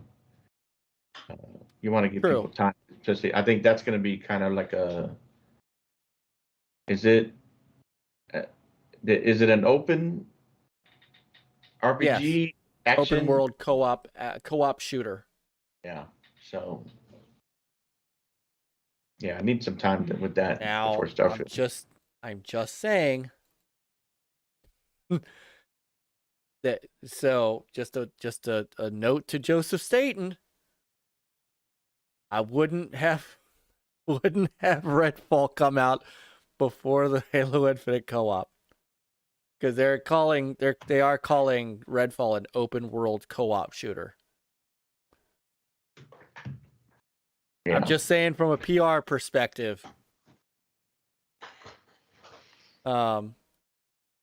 Yeah, see, I thought I read that it was pushed to October, but their website is still saying summer.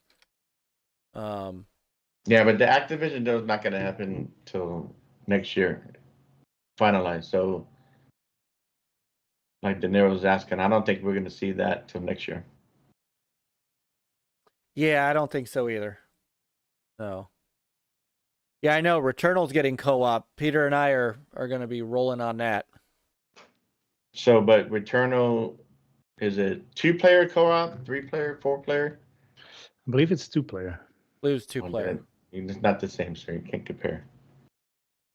4-player open world is more complicated. Is it though? It's the same map. Doesn't matter. You got to make sure that everything, like, do we have to bring Cerebral Paul on here to explain to you? Because he did give a good explanation on that. It's more difficult. You want to make sure that the AI and everything, how they're going to respond to each player correctly. I mean, and don't know. If we don't know about Perfect Dark, we don't know about Halo Infinite either. How many other 4-player co-op games are out there that the only one that I could say that we played in the past, like Peter, right, was the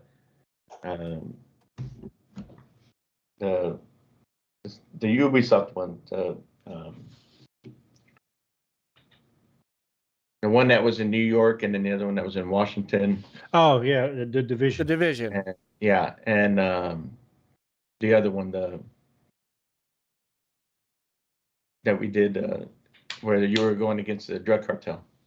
I'm having a brain fart. Ghost Recon. Yeah. So, and those were 4-player co-op. And you're kind of in open world, but then you have to Then when you get to the mission, you have to make sure everybody's there to go in at the same time. Yeah. So they've done it. Ubisoft's real good with their open world stuff. This is kind of new for 343 and on this scale. So they got to get it done right. They should bring Hire in someone Ubisoft to finish There it. you go. Maybe they need to buy Ubisoft.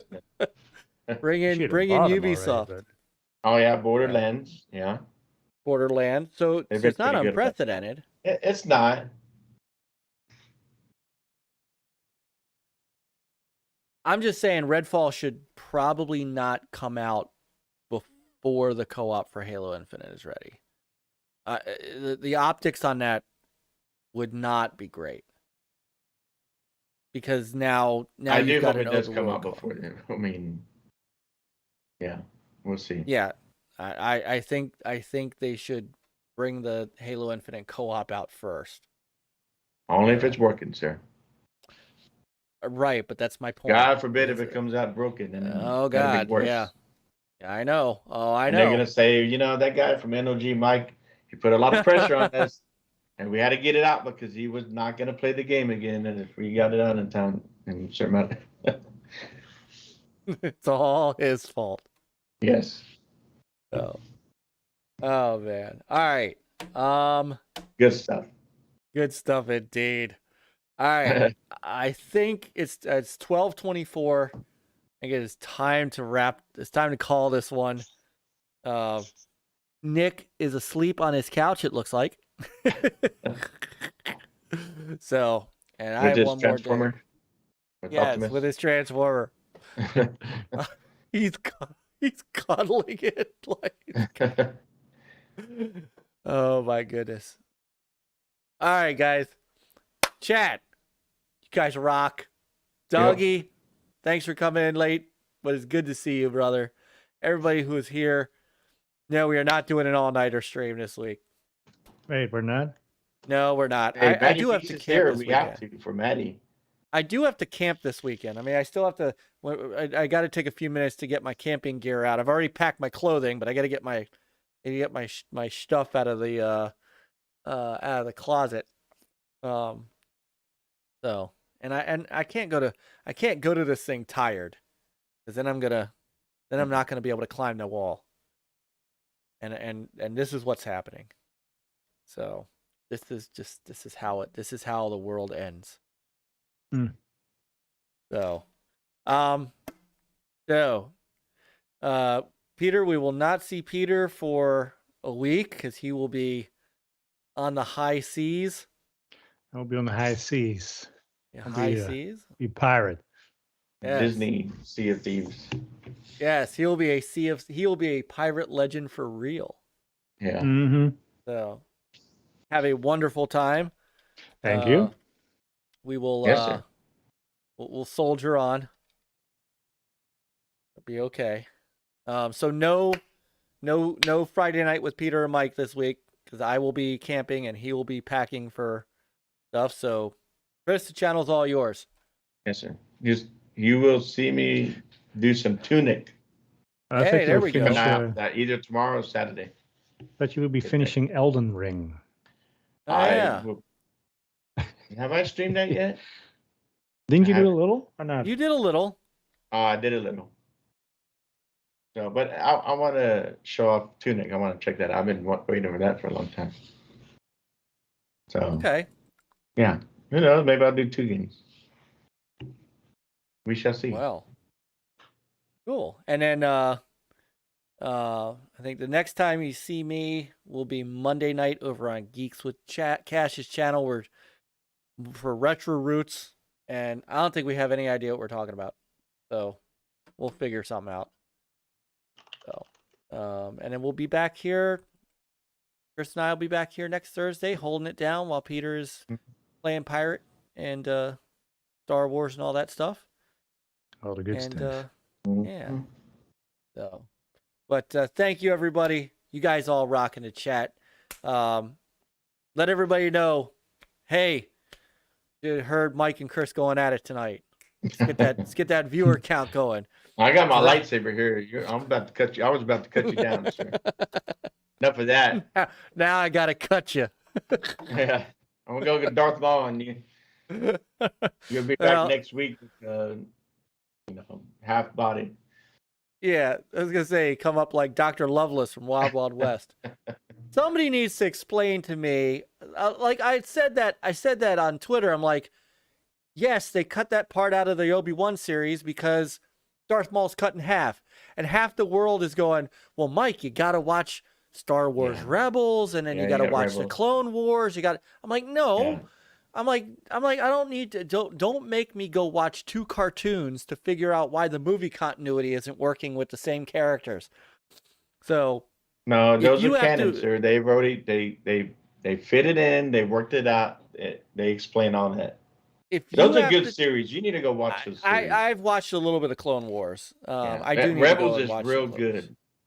Yeah, I do need to go watch that stuff. It's very good. I'm just saying, if you are requiring that to fill in the blanks between episode 1 and episode 10, because that's really what's going on. That's why they cut it out. A lot of people are not gonna get it, and they're all gonna say the same thing I did.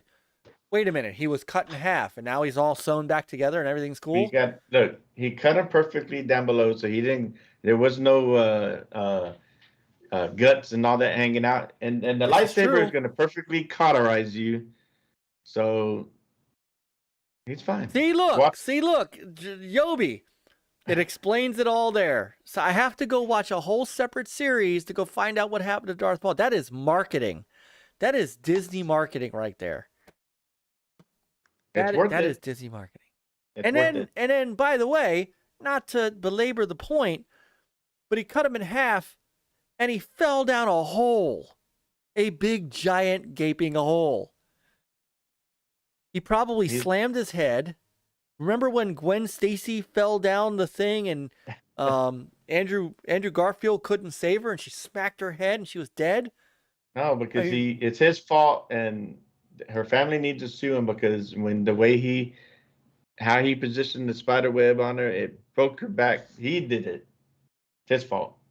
Yeah. Did he break her back? I thought she slammed her head because her head went. No, I thought when he finally caught her, but then from the impact I think it broke her spine or something like that. Yeah. I mean, it definitely showed her smacking her head. It might have been both. Could have been the bottom. Yeah. There you go. There was a trampoline at the bottom. Right. Hey. And as they left, as Obi-Wan left the room with Qui-Gon Jinn in his arms, you see Margot. Oh my goodness. But remember, Luke fell down too after he got his hand cut off in Empire Strikes Back. Then he learned about who, Vader was his dad. But he survived. He made the Force. The Force. Yes. Use the Force, sir. It'll guide you. There's a way.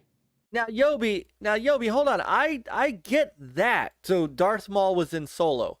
I get that because Solo was before Episode 1. I understand that. I can get with that. I just can't get the post-slicing. Episode 1. Solo? Yeah. No, that's after. No, because Solo is Anakin and them, not Han Solo. It was before Episode 4. But it was before Episode 4. But at the same time, it would have been about the time. It would have been before he got cut, because he wasn't sliced in half by then. So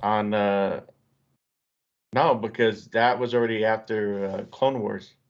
He was sliced in half right before the start of Clone Wars. So So you have to watch the Clone Wars series, the cartoon, because he at some point he ends up with spider legs. And it's temporarily, and then his brother shows up because his brother went to go look for him. Of course, in the Force, he sensed that something was wrong with Darth Maul. He went and found him, and then they took him back to the Dark Witches. They healed him up, and he ended up getting fake legs, but normal looking there afterwards. So, but you gotta go watch it, sir. Go watch Clone Wars. Go watch Rebels. Explains it all. I gotta go watch a whole separate series. All right. All right. We can do a whole no show. We're gonna be here until like 2 in the Right. morning. He said, talking about "See Star Wars. all nighter." Peter's like, "Get me Yeah. out of here." Get Dreadpool on here. Me and Dreadpool, we can drag this for all night. It's Horizon Zero Dawn 2. This game is a. I got Peter has a stuck love in the hate terrain. relationship. I loaded the Oh, last sorry, autosave, and guess what? You load it in, and you kind of like fall out of the world. That's awesome. That's a hell of a glitch. I tell you, this Right. game is so glitchy. It's not even normal. Thank See, you, that's Dreadpool. not normal. Relic just showed up. Well, to be fair, it's 8:30. It's 8:30 for Relic. So, you know your wife's been here like the whole time, Relic. All right, guys. Yeah, Peter's playing games. Hey, we're talking about shit. He's playing games. He's the real one of us. That's right. When I get back though, when I get back from camping, I'm downloading shredders. Mm. Yes. And I might That be looks getting cool. I might have to get WWE 2K22. Might have to get that. Might have to. I might have to. Oh, one person said it was bad, but a few other people have said it's pretty good. So, it'll hold me off until the AEW game comes out. So, all right. I think it's time. It's time to go. Oh my goodness. How much is WWE 2K22? It's probably a $70 game, isn't it? Here you go, Dread. Did you miss this? Let's cut Myke in $60. half so we can see how he can survive like Darth Maul. All right. Nice. Oh, wait. All right, folks. It's time to go. Thank you, everyone who's hung out with us. You guys are awesome. Thank you for helping make this show what it is. Boys, Yes, sir. That was fun. this was fun. Peter, have a wonderful time. Yeah, I thank get- you. Yeah, you will. So, Don't fall overboard, sir. Yes, don't fall Try overboard. not to. And Goofy's not going to jump in at safety. Yes. So, That'd and be nice. thank you. I want to say thank you to Maddie. Maddie earlier said, where was it? He said, "Enjoy camping, stay safe, thank you." But he said, where did he say it? I saw it. He said, he said, "I like stories of Myke's E3 past. You should do that every show before E3." Yeah. But he said, great show, enjoyed it, missed this stuff. Oh, we miss you, Maddie. I'm glad to see you tonight, brother. Always great to have him in. So, and same with you, Coop. It's always good to see you. Can't wait to get in a party with you again. Coop. So, all right. So let's Dreadpool's finally all caught up. So, thank you guys. And don't forget, we've got a slew of Gamers United Guild shows and a website, www.gamersunitedguild.com. Catch up on all, and it is a fantastic site. Thanks to Thank you Jeeper and Clowns. Clowns. Yeah, that was great. What an outstanding site. I was just shocked when they said, "Hey, Myke, guess what? We got a website." I'm like, "We have a what?" "Yeah, check it out." So here, go to the Gamers United Guild website. You will catch every show in the Gamers United Guild from every one of us. You can catch up on all your favorite stuff. Find new content. We have so many great channels in the guild. So much positive and fun content, except when we're not fighting about studios. But all kinds of great stuff here. And if you are into retro, there's retro, modern stuff, Xbox specific, PlayStation specific, you name it, robots, all kinds of fun stuff. You can catch it all on the website. And then of course down below are all the channels for you to check out. But this is some insane stuff to find some new content and support these awesome gamers and gaming channels. So good night, everyone. We love you. We'll see you soon. Pick up a controller, get some gaming in. Play on, gamers. Game on, guys. Adios. Have a good one.